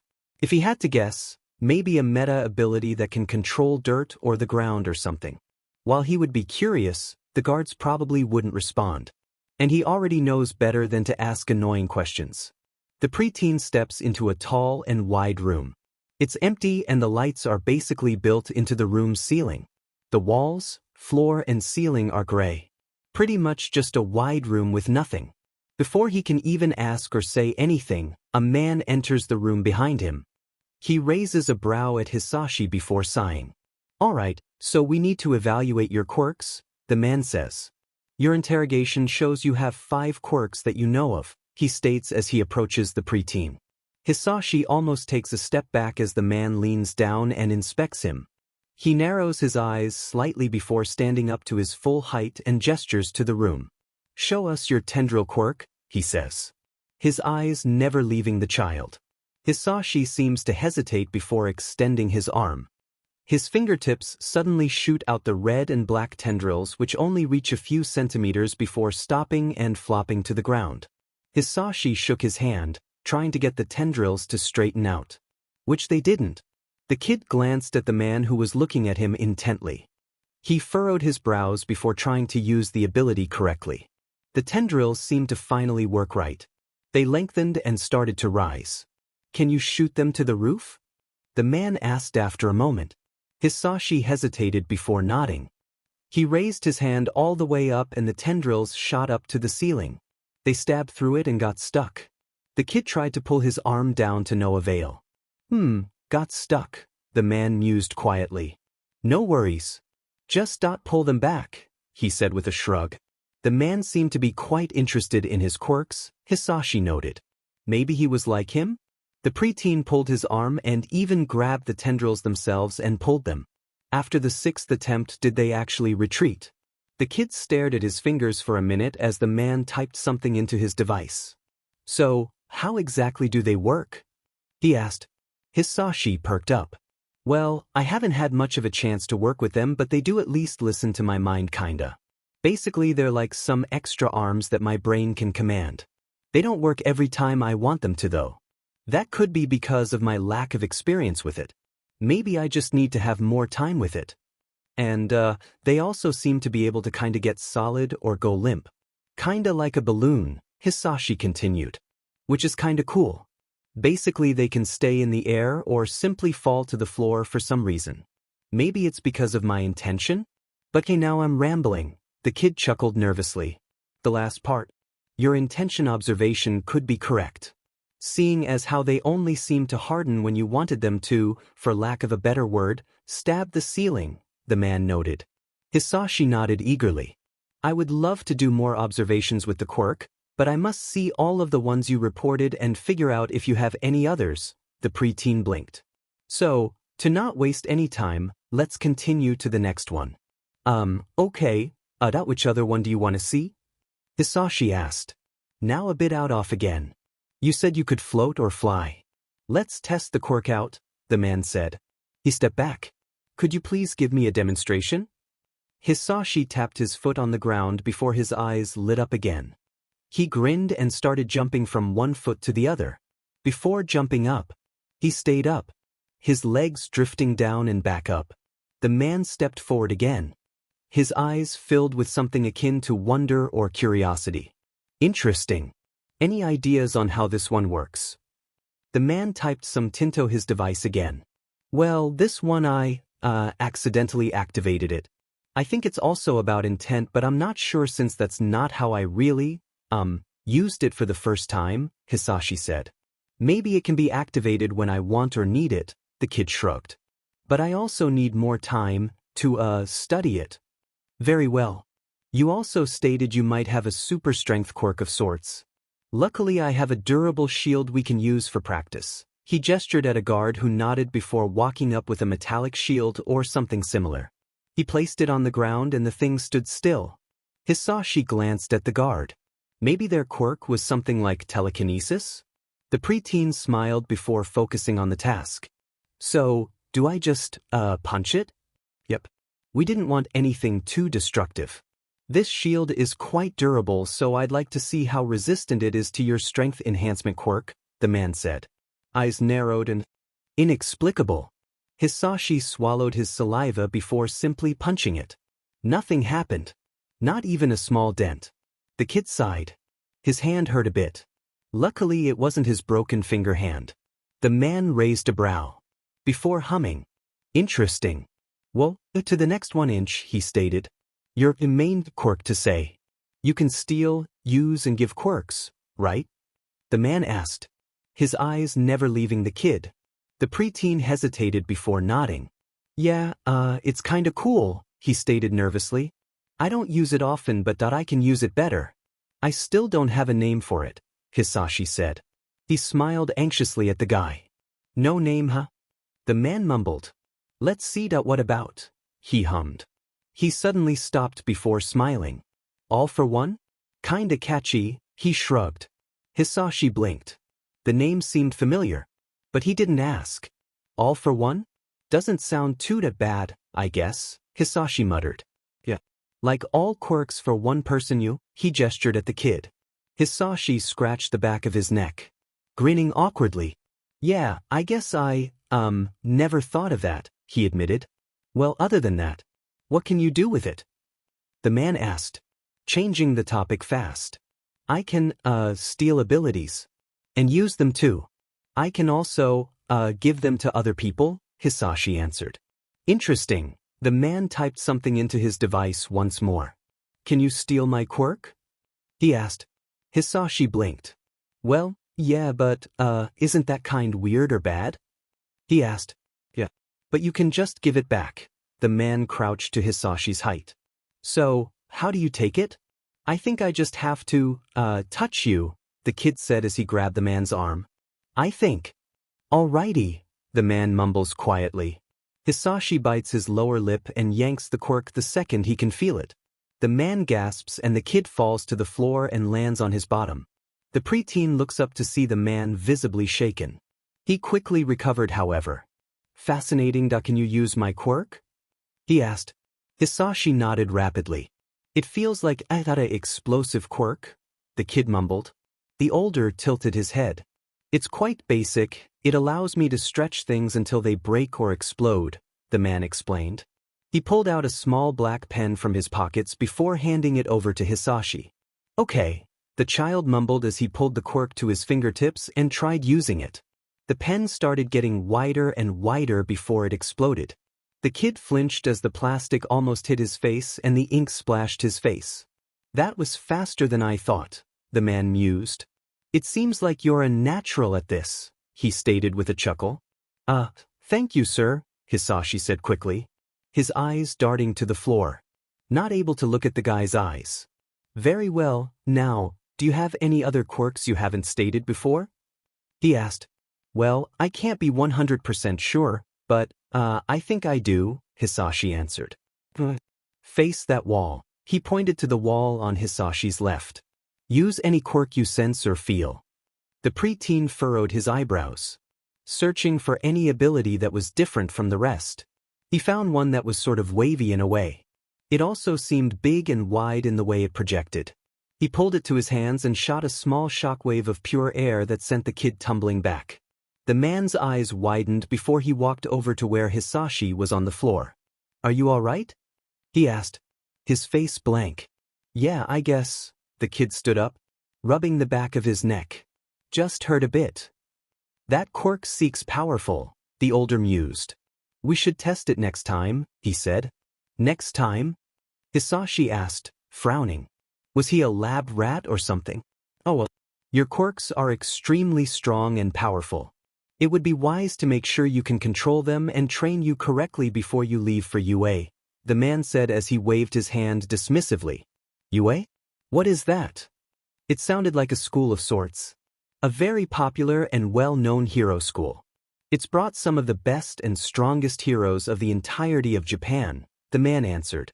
It's where one goes to train and become a hero. It sounds kinda cool, Hisashi mumbled. I'll be going there? Hopefully, the man quietly answered, before clapping his hand suddenly, making the child jump. Let's continue. Do you sense any other quirks? In the end, Hisashi had ended up falling and landing on his face after using the air cannon, the man's suggestion for a name, several other times trying to use another quirk. The guy, however, didn't seem upset to any extent. He simply looked on with amusement as the kid kept failing. If Hisashi had to guess, he spent around 2 hours trying to work his other quirks and failing tremendously over and over again. While Hisashi kept failing, the man simply typed into his small device and gave some small suggestions and advice. But at least he found out he had another meta ability. Still doesn't answer how he has them or when he got them. That's a mystery he should figure out when he gets the change too. For now he simply has to get used to the new schedule.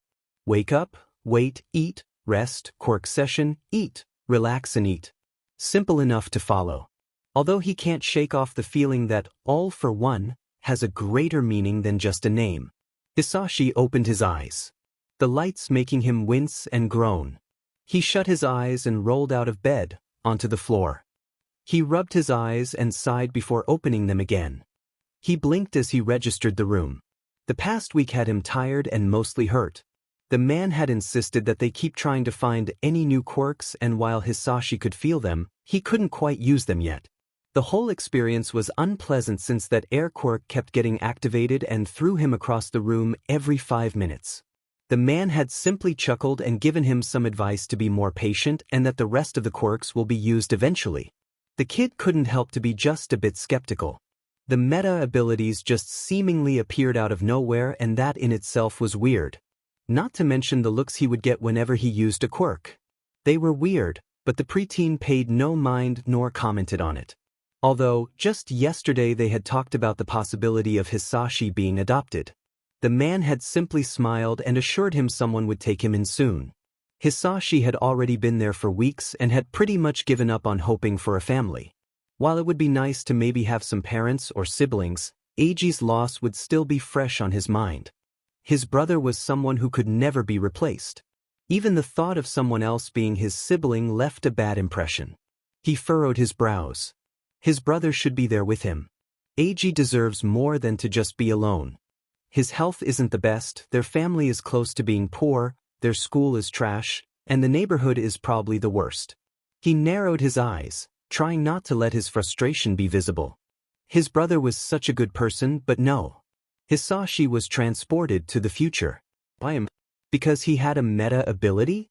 Everyone has one now, apparently. He isn't special anymore. So why? And who? Who had decided to take him from his brother? They were probably a villain who had nothing better to do. Hisashi failed to notice the way his quirks were suddenly pressing against his skin, almost clawing at it to get out. He doesn't care if he has a cool ability, Eiji should have been here. He would have been a great hero and would have helped a lot of people. Hisashi felt his throat burn. He bit his lip as he sighed. Was the point of him being here? To stay in a room? To be useless? To do nothing? He scoffed. He should have stayed in his time. To stay and care for Eiji. To make sure he was safe, to make sure he ate enough, and to just be there for him. But nah. Just throw him into the future. He stood up from the bed. He should go to the bathroom. He walked over and entered. He immediately went for the sink and turned a faucet to let the water down. He then splashed his face with said water, trying his best to calm and cool down. He breathed in and out. He tapped his foot repeatedly on the floor before he turned the faucet again, turning it off. Hisashi looked at himself in the mirror. Frustration clear in his face. He bit his lip. He bent down and opened the cabinet to grab a small towel.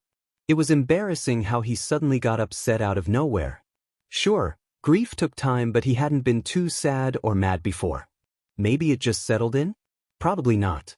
He stood up and dried his face, making sure his face looked at least dry enough to pass off as sweat or something.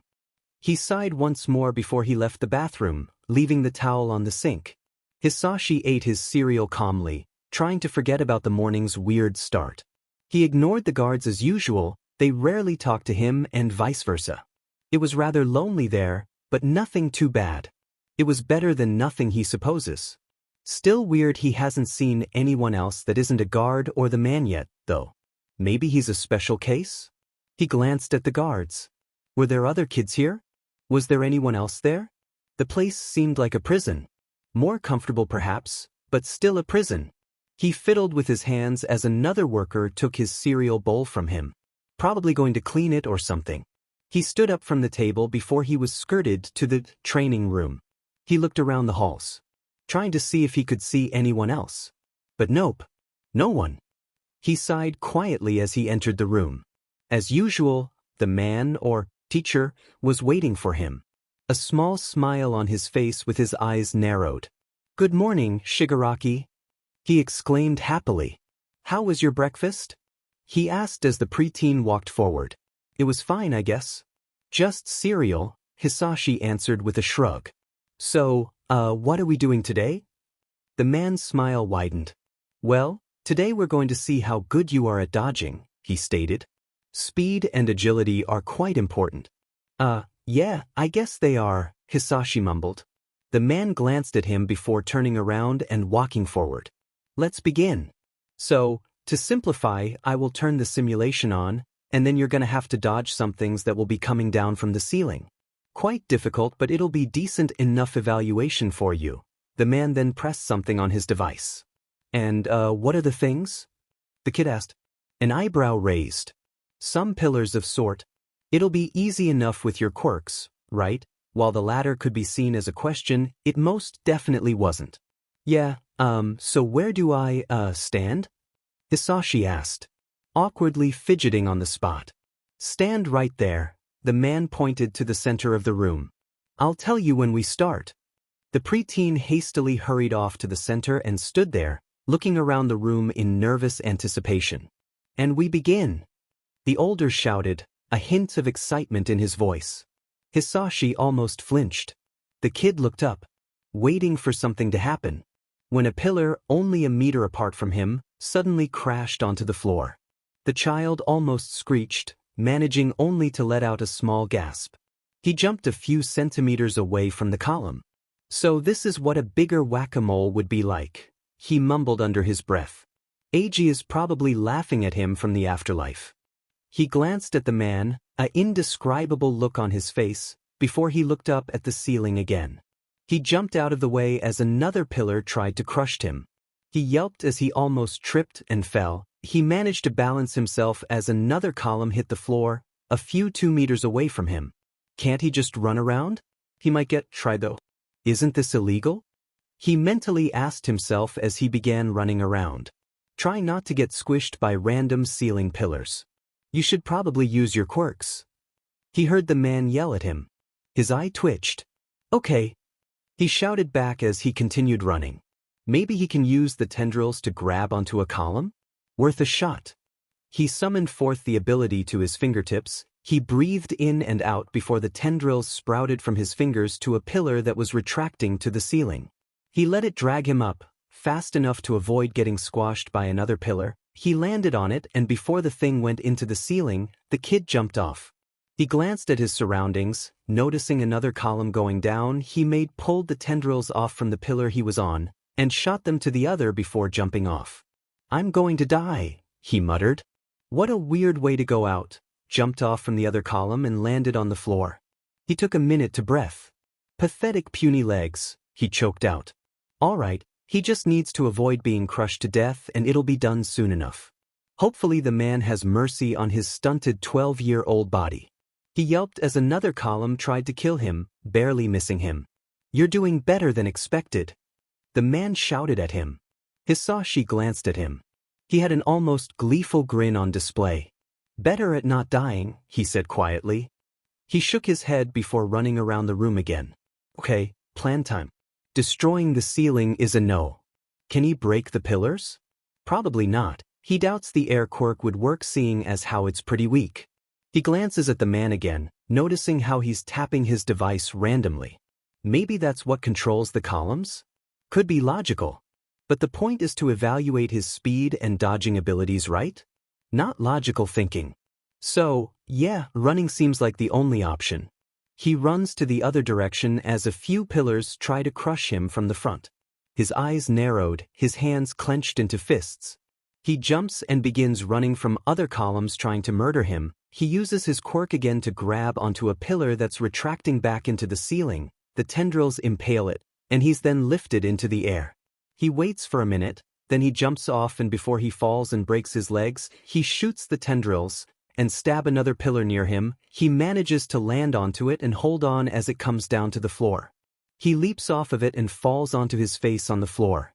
He stands up quickly, almost tripping again as he clutches his nose. Damn it. He hurries off to avoid getting crushed once more. He looks back at the man. The older seems to be thinking about something, if his face is any indicator. He can't just use tendrils forever, he needs to use another one. Air quirk can be useful, but it might also kill him before the columns do. So, alright. The floating ability. He hasn't used it since his capture by those organ dealers. It could be useful. He summons the quirk, trying to activate it right away. He just needs to jump to make it work. He thinks. He jumps out of the way from another column, which has already made a dent on the floor, and before he knows it, he begins floating. He suddenly stops, only a few meters off the ground. If he had to guess, maybe 10. Okay, that worked, he whispered. What now? He then yelped as another column went down, almost hitting him. Hisashi tilted his body to the side. A grin formed as he moved through the air. Okay, now that that's out of the way, he can maybe avoid the pillars without running around like an idiot. He tried moving again. This time, he barely budged. His eye twitched.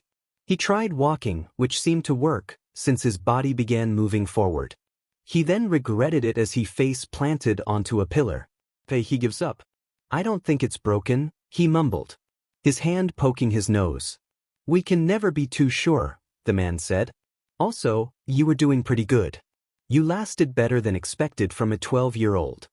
Thanks, the kid smiled slightly. But can we, do something easier next time? Of course, that was mostly a sort of test. To evaluate how much you've learned, the dude stated. Hisashi hummed. Now, does it hurt? He asked. Nope. I think it just got, smushed, the kid responded. But now I think it's lunchtime, the man said as he stood up. The guards will assert to you. Hisashi nodded. The man walked off, only glancing back at the kid once. Hisashi sighed. Hisashi nervously played with his hands as he remained alone in a small room. It had been a usual day for him. Except for the fact that after breakfast he was brought to a random, empty and blank room. Someplace he hadn't been before. Had someone decided to take him in? Was he in trouble? Were they going to take him somewhere else? A few questions ran through the kid's mind as he continued to play with his hands. He's been there for a few minutes. Around 40, if his perception of time is correct. It was quiet, a bit too quiet for Hisashi's taste. He liked to at least have some noise in the background. It was nice and calming for him. The silence was just eerie to him. While the quietness could be peaceful to some, to Hisashi it was practically impossible to find any comfort in it. It was bearable at best. He bit his lip as he heard a few footsteps outside from the room.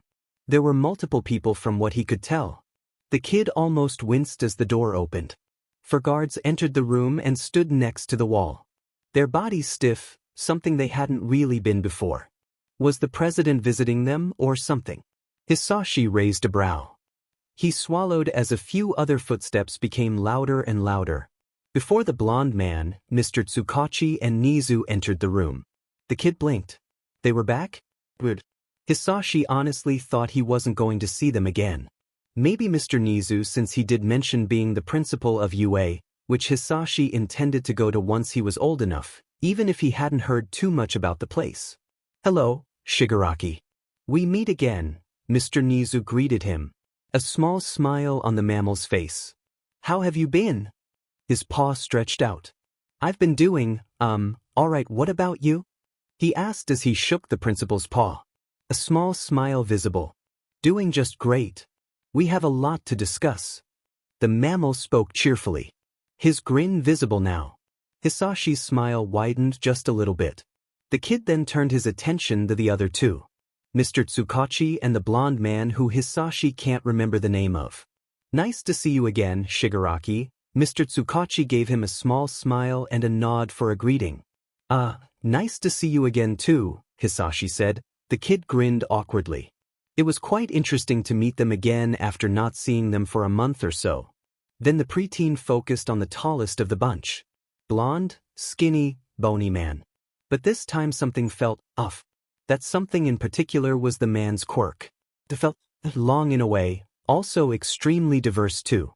The aura it gave off was extremely weird. It was like if it was stretching forwards, for him, as if the ability wanted him. The kid raised a brow. Maybe the quirk was person-based? Like, the ability allowed the user to target someone in particular? What Hisashi finds weird is that the aura wasn't there before. In their earlier meetings the man's quirk was toned down, weak and almost unnoticeable unless Hisashi focused into it specifically. Now it basically screamed for the preteen's attention. Maybe it also needed some charging in a way? Before Hisashi would lose himself to his speculating thoughts, the child smiled and waved a bit. Nice to see you again. He trailed off after realizing he didn't remember the man's name. Yagi Tashinori, the man supplied, his smile straining at the edges, seeming too forced and fake. It's nice to see you again too. The kid only nodded before he looked back at Mr. Nizu. What are we, going to discuss? He asked. So glad you asked, the mammal stated with glee. We have decided on a qualified guardian for you. Who of which, I have my full trust and faith in to supervise and take care of you until you're of age, the principal said, joyful almost. Hisashi blinked a few times. Someone had decided to adopt him? Or at least take him in for the time being. Seemed too good to be true. What were they like? Would they like him? Why did they take him in? Who were they? A few questions ran through his head until he settled on one to voice out, the most obvious question. Who are they? The child asked. Nervousness and anxiousness dripping from every word. He is a good teacher and pro-hero. He's in fact one of my employees. You'll be meeting him in a few, Mr. Nizu said. His smile never wavering, Hisashi could have sworn the mammal seemed almost joyous. We think he's the best to take care of you, Mr. Tsukachi added. We have no doubt the two of you will get along. Mr. Yagi stayed silent. His eyes seemed focused on Hisashi, who simply glanced at the blonde man before giving his attention back to the other two. So, what's his name? He asked. He should at least know the name of his new guardian, right? Aizawa Shoyuda, Mr. Nizu replied. His career with teaching young students will help him to take care of you much better than most other people. He's also a very trustworthy man due to his pro-hero work, Mr. Tsukachi supplied. We think you'll like him enough. Even if he's a bit off-putting at first and not too nice, but he's a very decent man once you get to know him. The preteen tilted his head at that. Off-putting? Did he have a mutation that made him look a bit weirder? He sounds cool, Hisashi whispered to mostly himself. Mr. Nizu probably heard it, if his body language was anything to go by. Well, I think the young boy should meet his new guardian now, Mr. Yagi suddenly spoke, making the kid almost flinch. He'd almost forgotten he was there, only his quirk's aura reminded him. Of course. Follow us, Mr. Nizu said as he walked away. The door opened and the principal kept walking. Mr. Tsukachi and Yagi followed after the mammal. The kid behind the two men, and a few guards following them all. The four of them stopped at another door, which opened. Hisashi's eyes widened as there stood a man with a few other people. The guy had long, black and messy hair. With some facial hair, he seemed to be in a getup of sorts. Black shirt, black breeds, black boots, a belt of sorts and a grayish scarf that hung loosely on his shoulders. The man's attention went to him. His black eyes seemed to almost pierce him. They still hold a hint of fatigue in them though. Honestly, the man seemed 5 minutes away from falling asleep, judging from those eye bags. The man, Mr. Aizawa, then walked up to Mr. Nizu. The two interchanged a few quiet words, which Hisashi couldn't hear. The man then approached the kid. Shoyuta Aizawa. Your new guardian, which you already probably know, he even sounded tired. Hisashi Shigaraki, which you, probably also already know, the preteen said. He practically legally took him in, of course he would know his name. Well, so glad you two finally met. But we should get going. Muzutafu is a few good hours away, Mr. Nizu cut in, clapping to get some attention. Hisashi nodded. He glanced once more at his new guardian before he followed the mammal again. A new guardian, a new house, new city, new life. Things could only go up from there. If there was something Aizawa Shoyuta was always sure of, was that he would never have children of his own. He was in no way prepared nor qualified for being a father. His personality and job pretty much also cemented that. The most contact he had with children was through his career in teaching and sometimes meeting some kids during his patrols, which was unlikely since he mostly worked during the late hours of the day and night. So, overall, he was by no means someone who could take care of a child full-time. Yet here he is, in front of his apartment, with a 12-year-old boy, who he has custody of. Just great. Man, he really needs a nap after this. Hisashi tried his best to not stare at his new guardian, Mr. Aizawa. The man had been nothing but civil for now, and he seemed nice enough to the kid. Maybe he just needed some sleep. The preteen glanced around the apartment complex as the man opened the door with his own keys. The place seemed solemn and quiet, but a touch of warmth in a way. It was calm and peaceful at least. Hisashi glanced as Mr. Aizawa opened the door and entered the apartment. He looked back at the kid and gestured inside. The kid almost ran into the home. Inside, it was also quite normal and basic. The walls were dark as well as the floor. And the entrance was a hallway with 3 doors. 1 door on the left, 2 on the right. There was a living room at the end, with a television and a couch which seemed a bit worn out. The kitchen was probably next to the living room, Hisashi concluded. Mr. Aizawa then pointed to the doors on the right. That is your bedroom, next to it is your restroom, understood? Hisashi nodded. The man seemed to find it a good enough answer as he disappeared into the left side's room. Presumably his bedroom. The kid stayed in the same spot for a minute, before entering his new bedroom. There was a bed at the end of the space, with the drawers at the left side. The right had a floor lamp. And there was also a closet on the right side's wall. Overall a nice room. Just needed some decorating and some personalization. Hisashi almost jumped as he heard someone knock on the bedroom's door. He looked back to see Mr. Aizawa with a blank expression. Shigaraki, we're having some visitors in a few minutes, he muttered. A hint of annoyance in his voice. Oh, alright. Is it a family member or? The kid trailed off, awkwardly shifting. No, it's a few of my acquaintances, I suppose you could say, he said. Unfortunately, they don't seem to know when to back off, he whispered in irritation, probably not meaning to let the preteen hear it. But should I, stay in my room or, talk to them? Hisashi asked. It would be rude to not talk to them, but maybe they wouldn't want to talk with him. They're visiting to meet you, Mr. Aizawa stated. They'll be here in around 20 to 30 minutes. I suggest you get comfortable meanwhile. The kid bit his lip, before nodding. Yeah, sure, he shifted awkwardly. He honestly has no idea how to talk to the man. Fortunately for Hisashi, Mr. Aizawa simply nodded before leaving the kid to probably change his clothes or something. The preteen sat down on his new bed and let himself fall onto it completely, staring up at the ceiling. New room. Which isn't too bad. Sure, it's a bit small, but he prefers it over the cold and hollow room he had back there. Here he can at least sleep without being watched. As Hisashi splashed his face with some water, he heard the doorbell ring. He blinked in surprise before darting towards the door. I got it. He stated loud enough for Mr. Aizawa to hear as he arrived to the entrance and unlocked the door. When he opened the door, he was met with 2 tall people. A blonde man and a dark purple-haired woman. He's so cute. The woman suddenly cooed, placing a hand on her cheek as she made an face. Nice to meet you. I'm Hisashi Yamada. The blonde man stretched his hand out with a big grin on his face.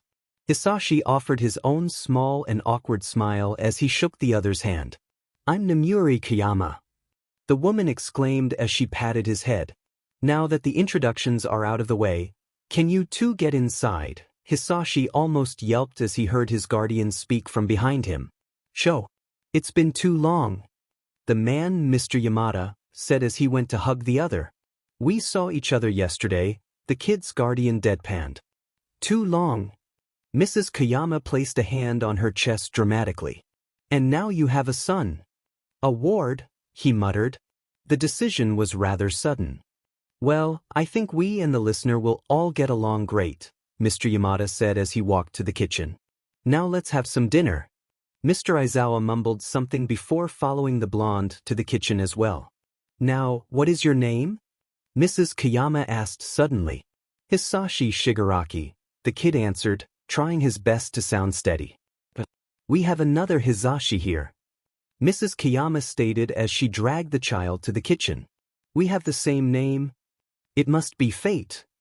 Mr. Yamada exclaimed as Mr. Aizawa nudged him to keep cooking. They seemed to be making some noodles. Hisashi perked up at that. Yeah, apparently, he chuckled lightly. Daemon, Shoyuta is always picking the shy ones, Mrs. Kayama said as she rested an arm on the child's head. You're saying it like if I have taken in kids before, Mr. Aizawa said. Well, you did one time prefer that one kid in your class, Mr. Yamada recalled. What was his name? Mrs. Kayama placed a finger on her lips quizzically. I don't have favorites. It's not a big deal if you do dash. I don't. Admit it. You have favorites. I have no bias towards any of my students. Hisashi hummed quietly as the two adults began to list off a few names as the other denied favoring them. To be fair, Mr. Aizawa doesn't seem like the type to have any bias or favoritism at all. So maybe the other two were simply trying to rile him up? I have gotten word that Sensei has been moved from Tartarus, Tamura, Kurojiri said, the golden in his mist glowing slightly. Really? Well then, we can't just let him roam around and be used as a hero, the young man spat. We don't have his location, but we have at least a name to his guardian. Aizawa Shoyuta. I've began to do some research into the man to find where Sensei could be. Well, do it faster. The longer Sensei is out there, the longer he's being brainwashed into believing hero society is all that, Tamura said, almost snarling as he turned to leave the room. I will. Hisashi! Eiji shouted as he ran up to him. The mentioned blinked in surprise before turning around to face his brother. Eiji, the older brother stopped as he took in the other's appearance. What happened? Are you all right? He asked as he went to inspect Eiji's wounds. His younger brother's legs were covered in scratches, as well as some blood coming out of his nose. His usual white hair seemed gray and brown, possibly from falling onto the ground. I'm fine, I just need to take a shower when we get back to home, the shorter one stated, trying not to wince as his brother poked a few scratches. Who did this? Hisashi asked, his tone a bit darker from usual, obviously upset at his brother's current state. A few of my classmates, we were playing around when I fell on the ground, there was some mud and sticks and boom, Eiji clapped at the end. My hair looks like a savanna. Hisashi narrowed his eyes, not buying it. You can tell me if someone is bullying you, he said as they both began to walk home. I know, but I swear it was an accident, the younger kid said. If you say so. Hisashi opened his eyes. A small headache already making itself present. He sat up, placing a hand on his forehead, trying to calm it down. He stood up from his bed, the blanket falling off of him as he walked away. He left his room and entered the bathroom next to it. He winced as he turned the lights on. He went over to the sink, turned one of the faucets and splashed his face with water. He sighed as he let his fingers roam his hair, getting stuck in a few curls at times. His hair was curly and black, the complete opposite of his brother who had straight white hair. It was quite a surprise for people when they found out they were biological brothers. They often assumed one was adopted. But usually that never happened too commonly, since everyone in town usually knew each other and adoption wasn't that common in the area, and whenever it did happen, everyone was informed in less than a week. For Hisashi, he didn't really care too much whether or not he resembled his brother, since they both already knew they were related and appearances rarely mattered when it came to family. But now, with Eiji gone, it was a dumb thought, he knows. Dyeing your hair won't bring anyone back nor really preserve their memory that much. But Hisashi couldn't help but want to at least look like his little brother. Just so he doesn't ever forget him. Anytime he looks in the mirror or at a photo, he'll always think of Eiji. Plus, he doesn't think white hair would look too bad on him. Maybe he'll dye it before UA. He's a bit too young right now. He should also tell Mr. Aizawa to see if he'll let him. Speaking of his guardian, yesterday's dinner wasn't at all bad. Mrs. Kayama and Mr. Yamada were very nice and friendly, a bit loud, but very kind. They also mentioned how they were pro-heroes. Midnight and Present Mike. That was quite interesting. Hisashi will have to do some more research into them since they didn't mention too much about their hero careers. They didn't seem to dislike him, quite the opposite frankly. They practically asked every question possible to him. To his favorite color and food to how he did back at school. It was a nice change from the other place where practically no one spoke to him, unless if it was to order him or simply inform him of something. It was almost as if people cared about him. He perked up as he heard the door of the apartment open. Had Mr. Aizawa left for something? He peeked his head out of the bathroom to see his guardian enter his own bedroom.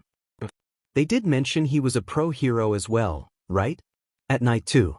So he's probably just back from his work. Hisashi tiptoed to his room and shut the door as quietly as he could. He turned the lights on and sat on his bed. What could he do in the meantime? Watch TV. That could wake Mr. Aizawa up though, and the man needed some sleep. He can't just up and leave either and go to a park or something. Everyone knows what happens to lost kids without their adult with them. So, he could try and sleep some more? Or make some breakfast. Hopefully there'd be some cereal. Hisashi practically shot himself to the door, trying to be as silent as possible as he opened it and took a look outside. Content when he heard nor saw anything. He walked slowly to the living room, before turning and entering the kitchen. He searched through a few cabinets before he found a box of cereal. He smiled a bit. He then opened the fridge and grabbed the milk. He searched through a few other cabinets, which were all mostly empty, before he found a bowl and grabbed it, placing it on the counter. Now a spoon. He opened a few drawers before finally finding the one storing the silverware. He grabbed a spoon. He poured the cereal, then he poured the milk into the bowl too. And then he put in the spoon. Done. He glanced at the hallway. He bit his lip, waiting to see if his guardian would make a noise. No noise came. He grabbed his bowl of cereal before heading for his room, trying to be as quiet as possible. He entered his room, shutting the door by pushing it with his leg. He headed for his bed. He sat down and then brought the spoon to his mouth and started eating his cereal. It was bland but not bad. Like water if that makes sense. No taste but you can still enjoy it in a way. Yeah, that makes sense. Shoyuta blinked as he heard a door shut. His new ward seemed to be comfortable enough. He sighed as he stood up from his bed. He should take a shower and check on the kid before he fell asleep. Plus, the kid also needs some clothes and to be enrolled in a middle school. He took his wrap scarf off, placing it on his drawer before taking off his boots. He entered the bathroom connected to his own room. Luckily patrol was frankly uneventful. The only crimes he stopped was a small robber of a store, 2 drag deals and stopping a few fights between some criminals. Nothing too severe nor interesting, which he was somewhat thankful for since he still needed some energy to talk with Shigaraki some more. Dinner last night was mostly Hisashi and Nemuri talking and socializing with them too, then Shoyuta and Shigaraki even talking to each other. And they needed to at least know each other some more to live together. For both of their sakes. The pro-hero side. So much to do. Demen that rat in forcing convincing him in taking Shigaraki in. Hisashi hummed as he stepped out of the car. It was a fairly sunny day with a lot of people outside of their homes. It be in the parks, eating out, at the theaters or at the mall. Practically everyone was outside enjoying the day. Including them. The kid needed some clothes as well as school materials for when he enrolled in a school. Hopefully, he could also get something to decorate his room too. Although, Hisashi was kinda surprised when Mr. Yamada and Mrs. Kayama had also volunteered to help him and Mr. Aizawa shop at the mall. The 3 were much closer than simply acquaintances as his guardian had stated before. The 4 of them entered the mall, the doors automatically opening and closing behind them as they walked in. Alrighty. Let's go find some clothes for our little listener. Namuri, this is your speciality. Mr. Yamada grinned at the woman. Well, to begin, what's your style? She asked, a hand on her hip as she looked around the mall. Hisashi blinked. The style? He usually just bought the cheapest thing. But he did prefer dark clothes. Usually black hoodies or jackets with any breathes that fit and some random sneakers. Casual? I usually just, wear dark and comfortable clothes. Exceptions were only the school uniforms. The woman put a finger on her lip, humming in contemplation. I think I know just the place. She clapped her hands together. Shoyuta, you and Shigaraki get the school stuff, while Hisashi and I get the clothes. With all due offense, your fashion taste is trash and he's too young to be influenced by your chic taste, she said as she grabbed Mr. Yamada by the arm. Meet you by the food court in an hour. And with that, the two scurried off. Mr. Aizawa sighed before looking at me. All right, kid. Let's look for your school supplies. They should be around there. He gestured at an area of the mall before walking off. Hisashi hurried up behind him, trying not to get left behind as the man walked over to the store. The preteen's eyes widened as he took in the amount of materials in the store. The place was filled to the brim with various things. Notebooks, normal and colored pencils, markers, highlighters, rulers, scissors, pens and so much more. And they didn't seem to be as low budget as what Hisashi usually had back then. These looked brand new and would probably last him longer. His guardian seemed to pick up on his sudden interest of the supplies as he made a sign with his hands to catch his attention. Tell me if you need or like anything, he said as he went off to find some supplies. Don't get lost. The kid nodded as he followed the man, stopping to grab a shopping basket as he entered an aisle, which had a lot of notebooks.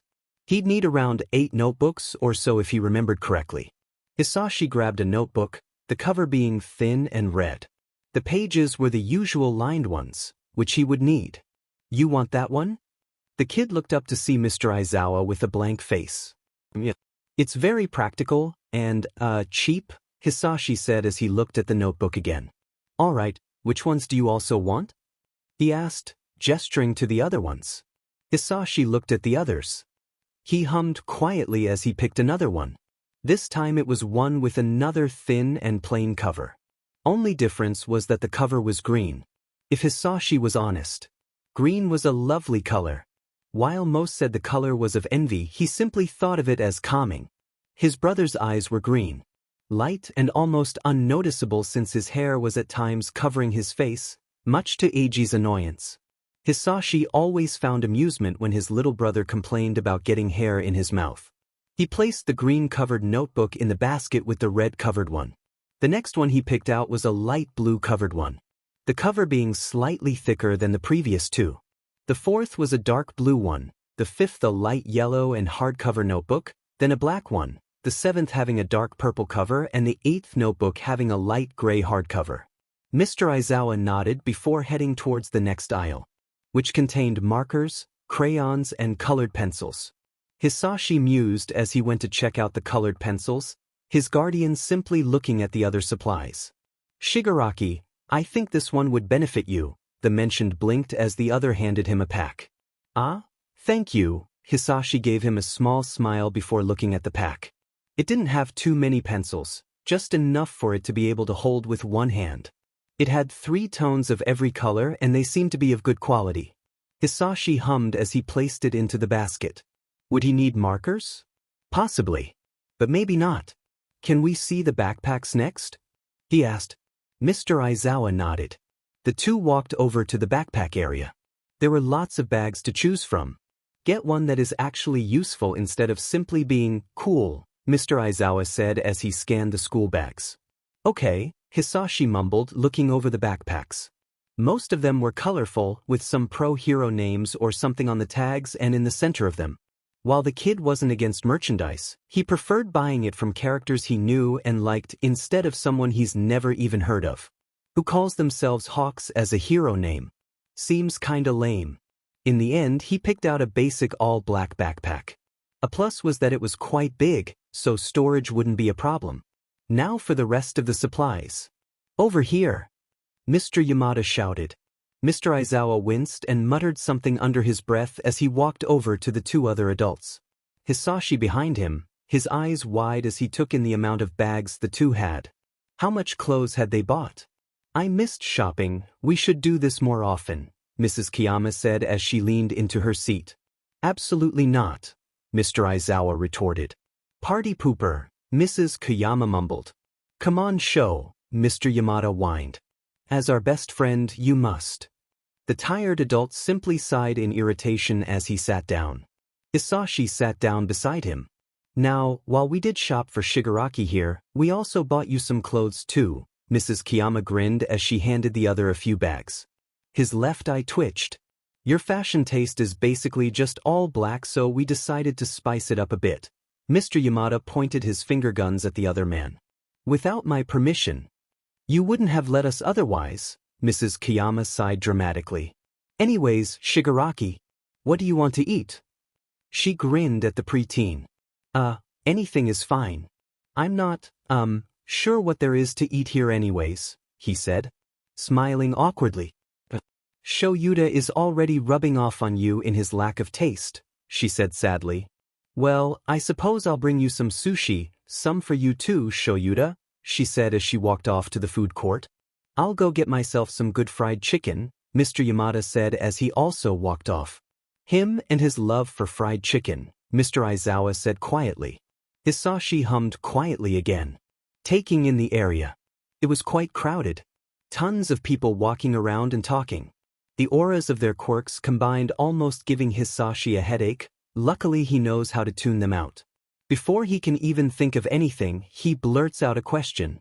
You're a pro hero, right? The man gives him a blank look. I thought you were already aware. Oh, I am. I just wanted to know more about the job. He trailed off in embarrassment. The career is a difficult one to have. Especially if you decide to be one in the spotlight. To be one you first have to get into a hero school. There are numerous, the most well-known one being UA since that's where All Might went to. Hisashi nodded. Already invested into every word. There you go through education and training to become a licensed pro hero. Because you need a license to be able to use your quirk in public. Anyways, after you're done with your education you're then ranked and more. Hisashi tilted his head. Ranked? How did they rank them? By how many people they saved? By how strong they are? How many villains they take down? All three of them? He muses over the new information as Mr. Yamada heads back to the table.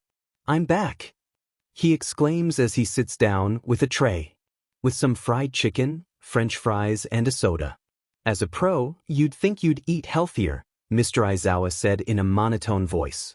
I eat healthier other days. Unfortunately, you're never there to watch, the man retorts. Mr. Aizawa raised a brow, unimpressed as Mrs. Kiyama arrives. Here, some sushi for you too. The black hair duo, she says as she hands them the food. Thank you, Mrs. Kiyama, Hisashi smiles as he grabs it. No problem. But don't call me Mrs. Kiyama. Makes me feel old. Just call me Namuri, she says as she begins to eat her own food.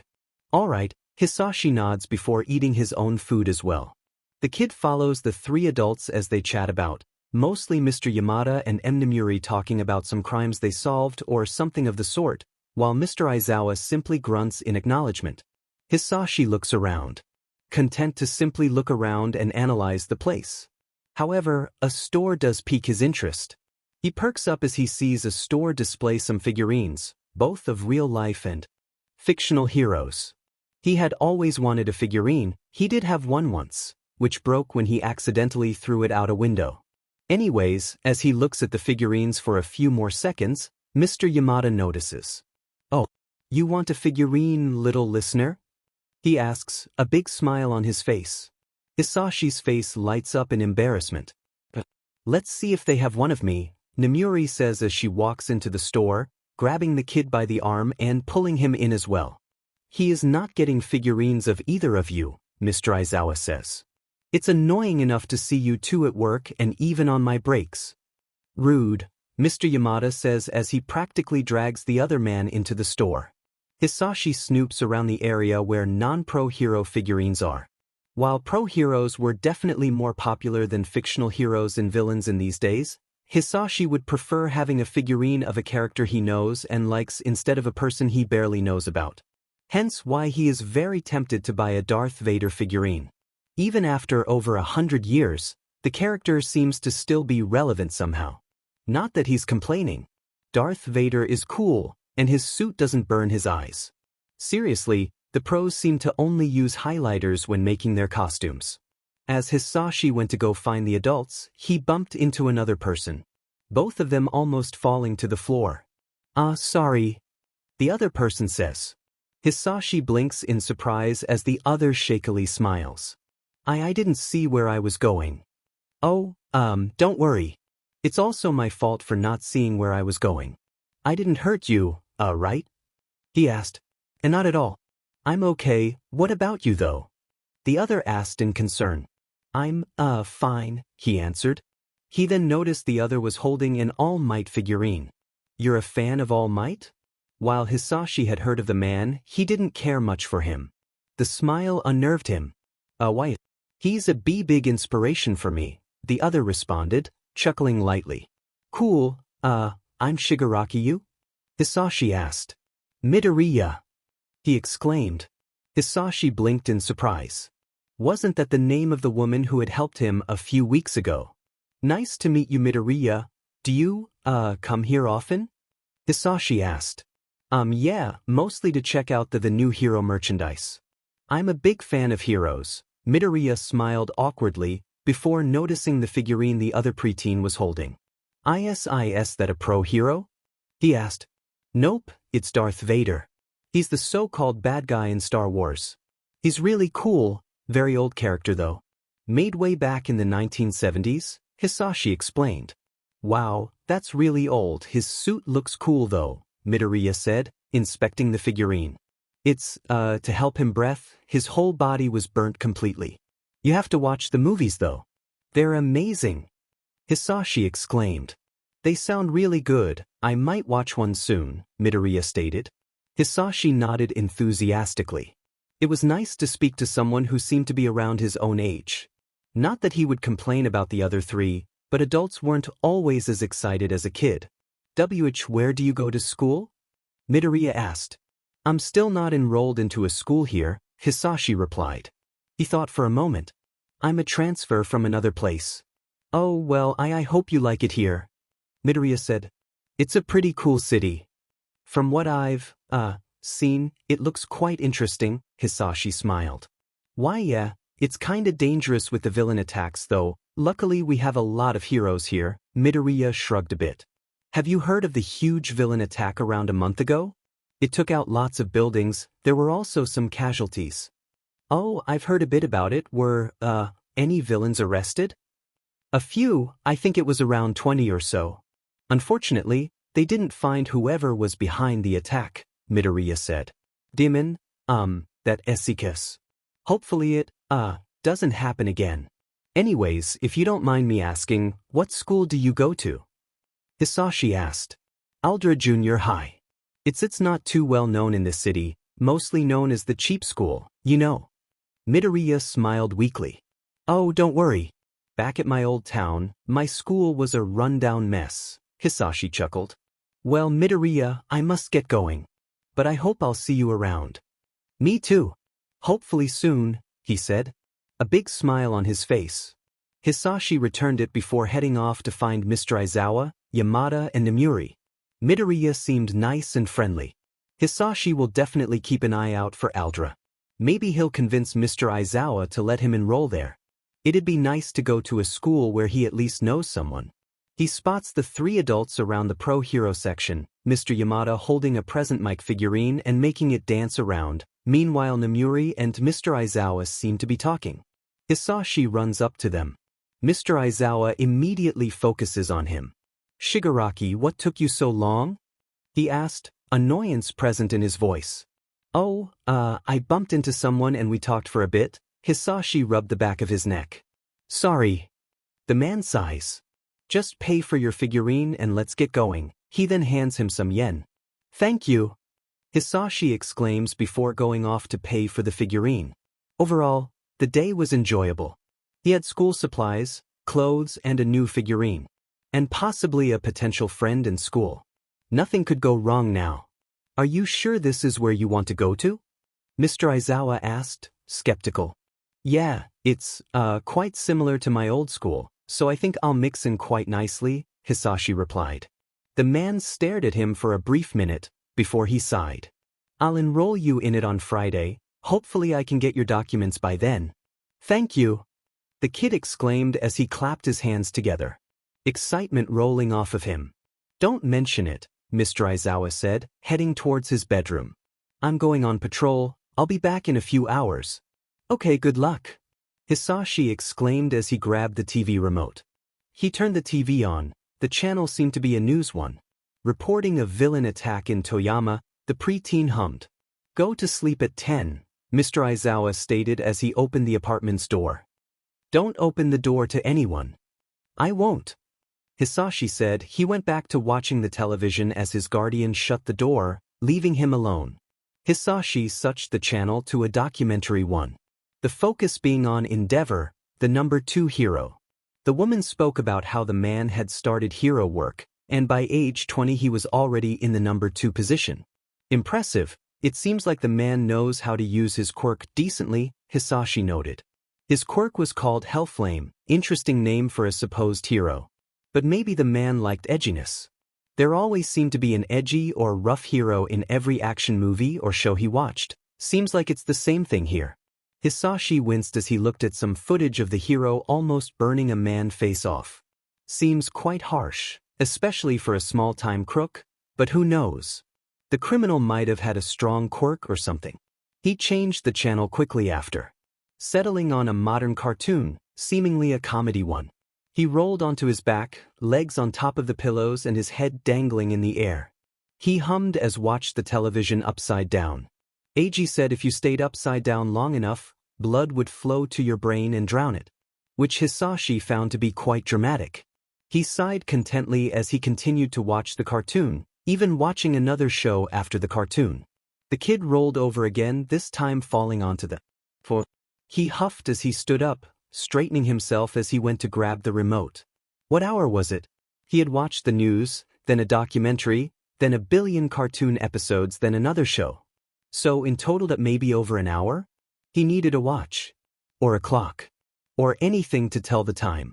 Hisashi went to grab the TV remote when suddenly the television and the living room's lights turned off. He blinked. Was there a power outage? Maybe the power has simply been cut off. The kid shrugged, deciding it was probably just an electrical problem, and he headed to his room to sleep. Hisashi looked around the place as he tried to tune out the quirks off from every direction. Hopefully he'll be able to block them out completely one day, since they were more annoying than helpful. He sat down on a small chair, outside of the school's office. He looked up, see Mr. Aizawa greet the principal of the middle school. Hopefully this would be fast. Hisashi swung his legs as his guardian entered the office, closing the door behind them. How did he even get documents for him? Did they have to be updated? Did they state his time travel or not? He could ask later. Alder Junior High. Seemingly mediocre. It still looked like a lot of fun, and as long as the place had some nice students, everything would work out. Shigaraki? His eyes widened, he looked up to see Midoriya, who seemed surprised. The preteen waved and chuckled lightly. Hello, Midoriya, nice to see you here.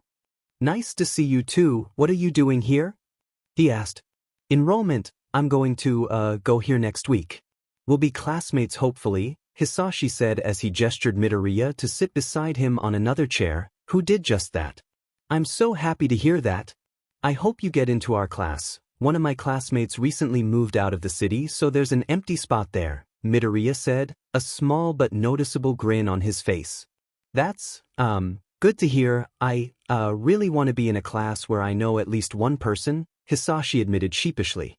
Yeah, making FR friends here is a struggle, Midoriya said, bowing his head slightly. Surely you have friends, you're pretty, nice and friendly, Hisashi tilted his head. I wish, Midoriya muttered. Unfortunately, my classmates don't want to be friends with a quirkless loser, Midoriya admitted. His voice getting quieter at the end. Really? Come on, Hisashi's hands clenched. I would think discrimination would be a thing of the past, he mumbled. Yeah, Midoriya sat in silence for a moment, Hisashi glancing at him.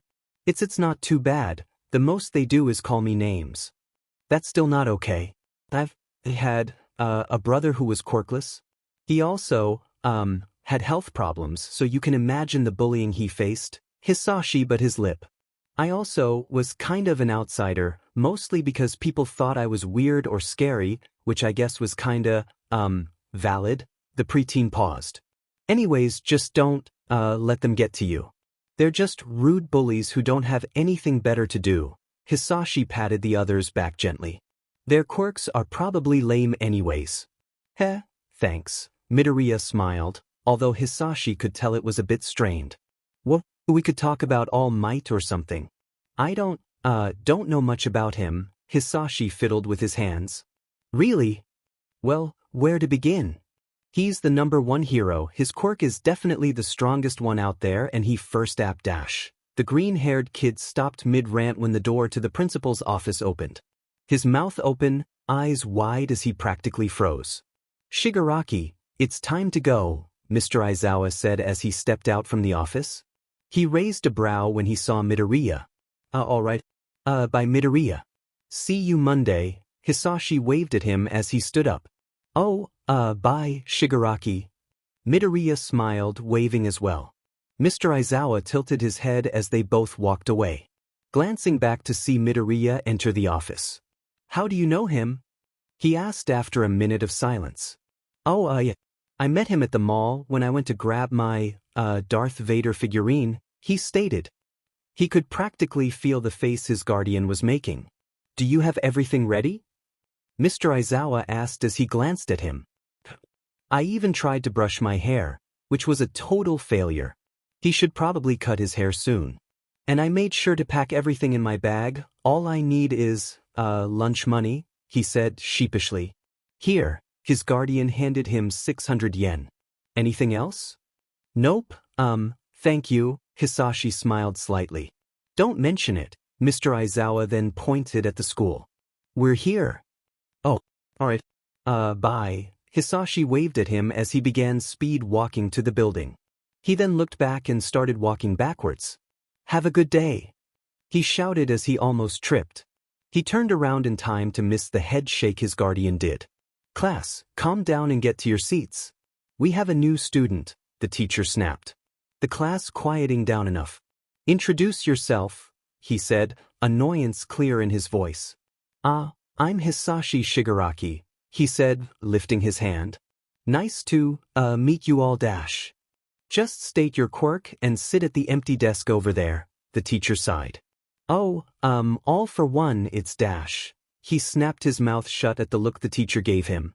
He scurried off to the empty desk, simply smiling when he passed Midoriya.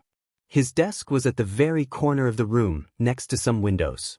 Luckily, it was close to Midoriya's. This school seems interesting. Run down possibly, but hopefully its education is decent. Hisashi sat down and pulled his notebooks from his bag. He has a lot of catching up to do, however, he was definitely excited to learn about the new and modern world that wasn't just about abilities and heroes. So, where do we eat? Hisashi asked. He was quite wary of the looks some kids were giving him. I usually eat in the classroom, Midoriya admitted. But we can sit wherever you want. It's okay, the classroom is fine. Less loud and crowded, Hisashi said as they both walked away. They entered the room. Currently, no one was there. Probably in the lunchroom or the rooftop. The two sat at their respective desks, content to simply eat in silence. Why were they, staring at me like that? Kinda weird, Hisashi asked after a few minutes. I'm not sure, probably because you're hanging out with me, Midoriya answered. I'm not popular here. I mean in a way I am but dash. You're popular because you're the #1 victim of, bullying? Hisashi asked. Yeah, pretty much, Midoriya sighs. Mostly Kaken calls me names, but a few others call me names too. Geez, I can't believe that they're so pathetic to do that, Hisashi sighed. It just proves how low they are. He furrowed his brows. I wouldn't call them low but dash, Midoriya stammered. Well, they certainly don't have my respect if all they do is call someone names for not having a power, Hisashi stated. I don't like those people, they're really pathetic. They're certainly rude, Midoriya mused. Don't worry, if you want I can stand up for you, Hisashi smiled. I couldn't ask that for you. You might also be targeted. Midoriya stood up frantically. If I'm targeted, I could just tell them off, Hisashi replied. Plus, if they try to hurt you I can dash. He paused. Where did that come from?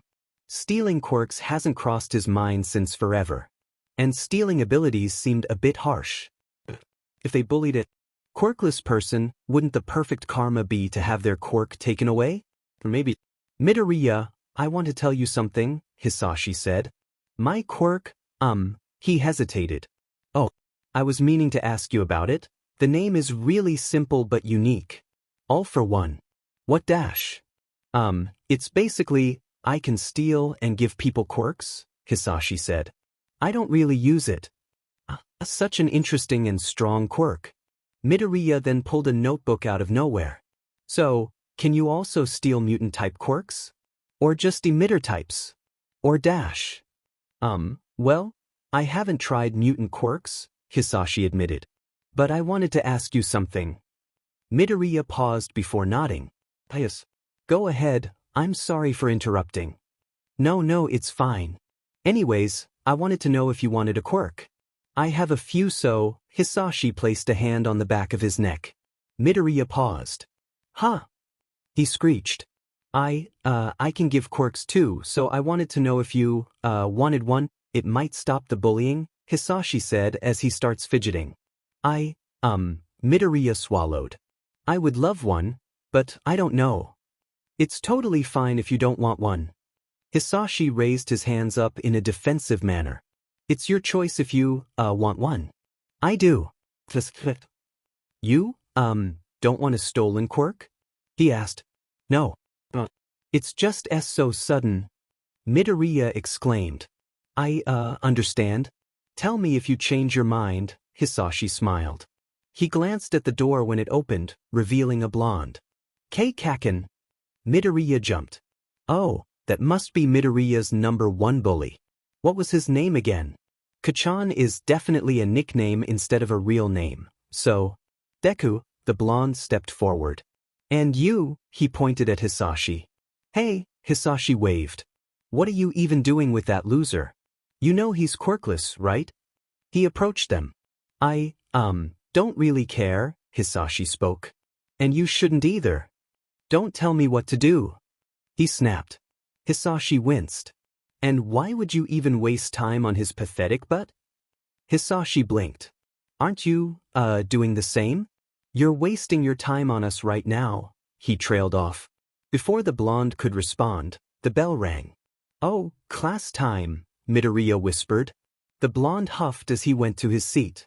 The teacher entered and so did the rest of the class. Well, that was anticlimactic, Hisashi whispered as he sat down in his seat.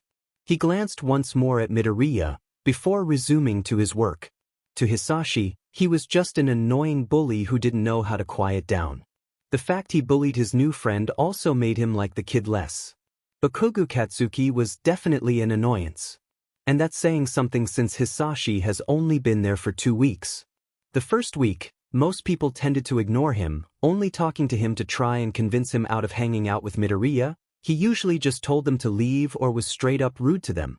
He also talked with Midoriya about quirks and heroes. Usually about All Might, although Hisashi did bring up Eraserhead, Midnight and Present Mic at times. The second week was somewhat the same, except the school got interested in his quirk for some reason. Although, it is kinda his fault for being vague about it. He's only explained it to Midoriya, the others only knew its name. Some of them tried to guess it off of the name alone, but got it wrong. Bakugo especially seemed interested in it. His so-called research into his quirk mostly consisted of yelling and threatening him to tell him and trying to catch him using it for whatever reason. Hisashi was tempted to simply tell them what his quirk was, until he realized that could possibly start problems. From what he's learned so far, discrimination also affects those with villainous quirks. Those with weak quirks usually were left alone, those with strong and flashy quirks were usually adored and became heroes. Quirkless people were usually oppressed by not being able to get jobs and being treated as garbage. While those with abilities considered too dark were seen as villains waiting to happen.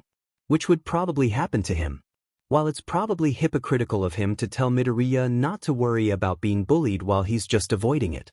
But to be fair, he could possibly protect and stand up for him better if he wasn't also a victim of it. Plus, the offer he gave to Midoriya, he still hasn't given him any answer. While Hisashi wants him to take it, he can see why he wouldn't want it. It would be suspicious to have a quirkless person have one randomly. And who knows if Hisashi will get in trouble. Is it illegal to give quirks to someone? Just like how it's illegal to give drags to someone? Or is it just immoral? As long as neither of them tell anyone about it, it must be fine, right? They could play it off as the quirk coming in late. Although, that could cause problems since apparently, meta abilities develop at around 4 years old. Hisashi can't remember when he developed his quirk, since he found out about it by accident when he was 8. So that was some news. Although, it did make some sense in a way. A quirk would need time to develop in a body, since in their mother's stomach they mostly just have to grow their body, so that might be the reason why people with mutant quirks have them since BR. While other quirks would need more development due to their type of power. Anyways, it's been quite a roller coaster to be in this era of meta abilities.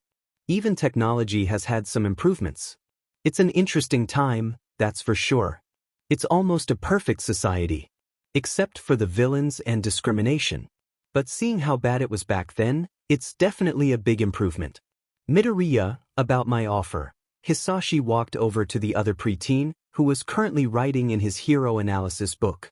Oh, yeah, I've thought a lot about it and Midoriya halted. And I think I'll have to refuse. Hisashi blinked in surprise. While he knew this was a possibility, and that it'd probably happen more than the other option, it was a surprise. Really? Yeah. I just know that quirk will help you more than he said. But I have more quirks. One won't hurt, Hisashi tried to reason. I know, and I would love to have a quirk. But just having someone hand it to me with nothing to prove myself with seems wrong. You don't need to prove yourself, you can just take it dash. I want to be a hero. Just not by taking a quirk from another person who will possibly use it better than me and by simply being handed it by a friend. I know you have good intentions but... I understand. I guess it's also probably illegal, Hisashi muttered. Or looked down upon or something, Hisashi sighed. I guess I can see where you're coming from. You want to prove yourself, right? You want to be a hero because you yourself earned it. And you feel like by taking one of my quirks you'll somehow be cheating. Hisashi tilted his head. Surely, his friend would see why just by taking a quirk doesn't mean you're cheating. Kinda. And I wouldn't want to take something that could help you become an amazing hero at all, Midoriya admitted. Hisashi blinked. He has a few quirks and he could always take more if he needed to. Unlike Midoriya, who would probably never be given a quirk if he never asked for one to him. Maybe Midoriya will accept his offer one day. Just not today. Hisashi smiled at his friend. Hopefully, the other will see why he needs a quirk here and now. He just hopes he'll see it sooner than later. Possibly he'll want one before you. The school only accepts the best of the best from what Hisashi has heard. And discrimination is extremely common in those with power. Actually, Hisashi has an idea. He looks back to see Bakugo running up to Midoriya, probably to scream at him. Hisashi thinks he's found a perfect quirk for his friend. Mostly depends if he agrees to it or not. Other news, All Might today has taken down a group of criminals suspected of murder and illegal use of quirks. The ones arrested have yet to be named by the authorities. Hisashi poured himself some cereal as the television went on about All Might's heroism and the criminals' backgrounds. He sighed as he went to grab the remote. It was late, his guardian was out on his job and he just needed some sleep after his cereal. Before he even touched the control, the TV turned off. He blinked. What the... he mumbled. It wasn't a power outage, the other lights were on. His eyes widened. Now he had a quirk that could turn things off? What a revelation. He looked at his hand. Could be useful in some situations. He wonders what the capabilities are. He smiled as he grabbed his bowl of cereal and walked to his room. That was for another day. For now he'll just eat and go to sleep. So what exactly is All Might's quirk? Hisashi asked as he ate his lunch. Oh right. His quirk hasn't been exactly defined, it hasn't been named either. He has super strength and speed, he's also very resistant so. Midoriya took out his book and opened it to All Might's page. I think his quirk enhances his muscles or something like that. It could also explain why he's so tall and buff. Makes sense. His quirk must be very strong for him to be the #1 hero. Unfortunately, I haven't seen any of his fights yet, Hisashi admitted. Sounds cool. Really? So many people record his fights and post it online. I'm surprised you haven't seen at least one video of him defeating villains, Midoriya said. He continued eating his lunch after Hisashi shrugged. Back where I used to live, we didn't have a lot of electricity so yeah, Hisashi stated. It wasn't exactly a lie. Where he used to live, the electricity was usually used by people who had big houses or for huge buildings. The Shigaraki house didn't fit either of those categories.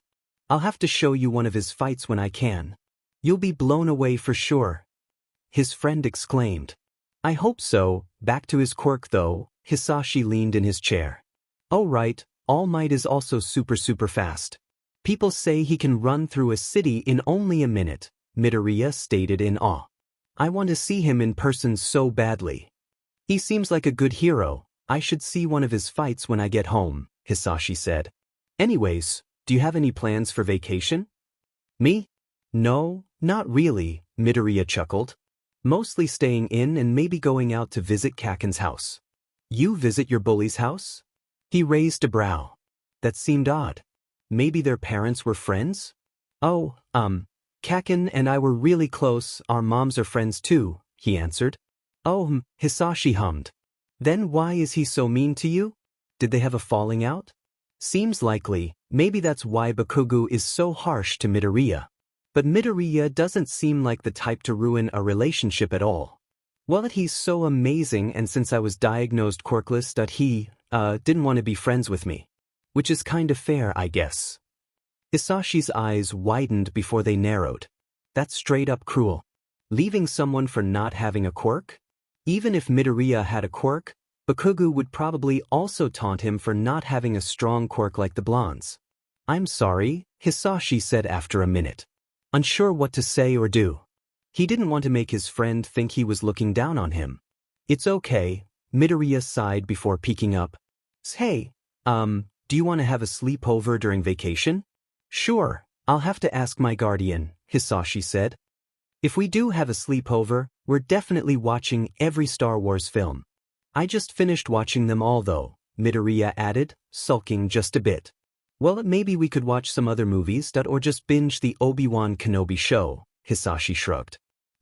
We should do that. I should also ask my mom if she can make Kastuden for the sleepover, Midoriya said. Ah, your favorite, right? I haven't had katsudon in a while, Hisashi smiled. Can't wait for it. Maybe we could also read some comics I bought. Definitely. I can also show you every All Might video I have.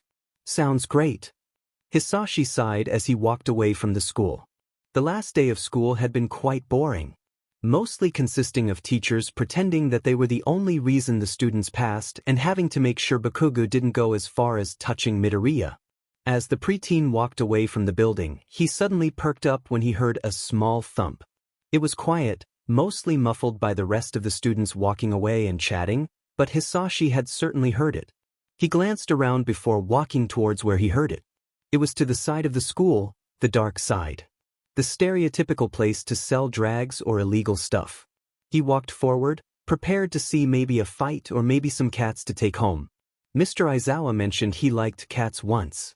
That was unfortunately not what Hisashi found. His eyes widened as he took in the sight before him. His grip tightened on his bag.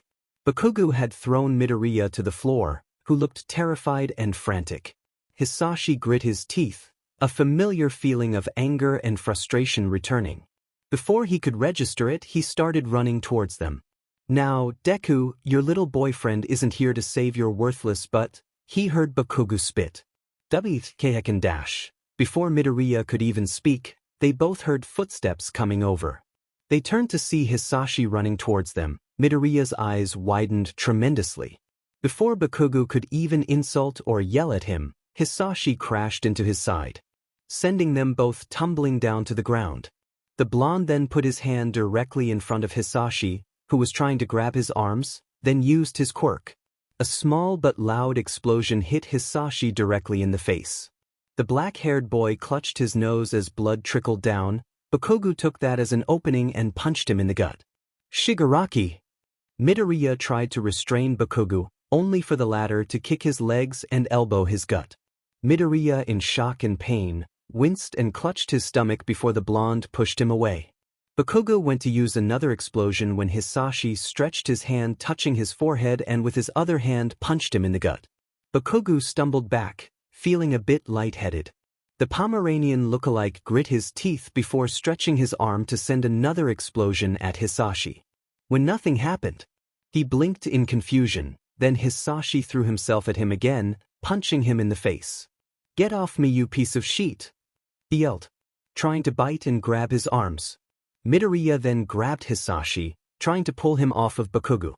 "Shigaraki, you can't be seen doing this. You'll get into a lot of trouble." That seemed to snap Hisashi out of it, suddenly stopping punching the blonde, standing up and looking at Midoriya. He bit his lip, avoiding looking at his friend, before sighing and looking back at Bakugo. He stretched his hand. "You want your quirk back, right?" Bakugo blinked, then he suddenly glared daggers at him. "You stole my effing quirk?" "Yeah, that's my quirk," Hisashi admitted. "Take my hand if you want it back." Bakugo hesitated before he grabbed the other's hand. Midoriya stared in awe or shock. Hisashi couldn't tell. He pulled the blonde to his feet as the other regained his ability. Bakugo looked at his hand, smiling a bit when an explosion happened. "So, that's your quirk? Being able to steal other people's quirks?" he asked. Midoriya looked at Hisashi, who stared at Bakugo. "Yes. Not very heroic, is it?" He raised his head. "Neither is yours, if I'm being honest," Hisashi responded as he bent down to grab his backpack. "My quirk is perfect for hero work. Unlike yours, stealing powers is basically theft. A crime, so in my eyes, you're nothing but a thief," Bakugo spat as he turned to walk away. "Your quirk is basically a bomb. Meant to only harm or kill people," Hisashi responded. "Pretty villainous if you ask me." Midoriya stared at his friend, wide-eyed. He almost said something when the blonde spoke. "My quirk will be great for stopping shitty villains like you," Bakugo spat before he walked away. Hisashi glanced one last time at the blonde preteen before looking at his friend, smiling suddenly. "I'm sorry about that," he chuckled. "Want me to walk you home?" he asked. He didn't want Midoriya to leave him just because he started a fight with Bakugo and took his quirk.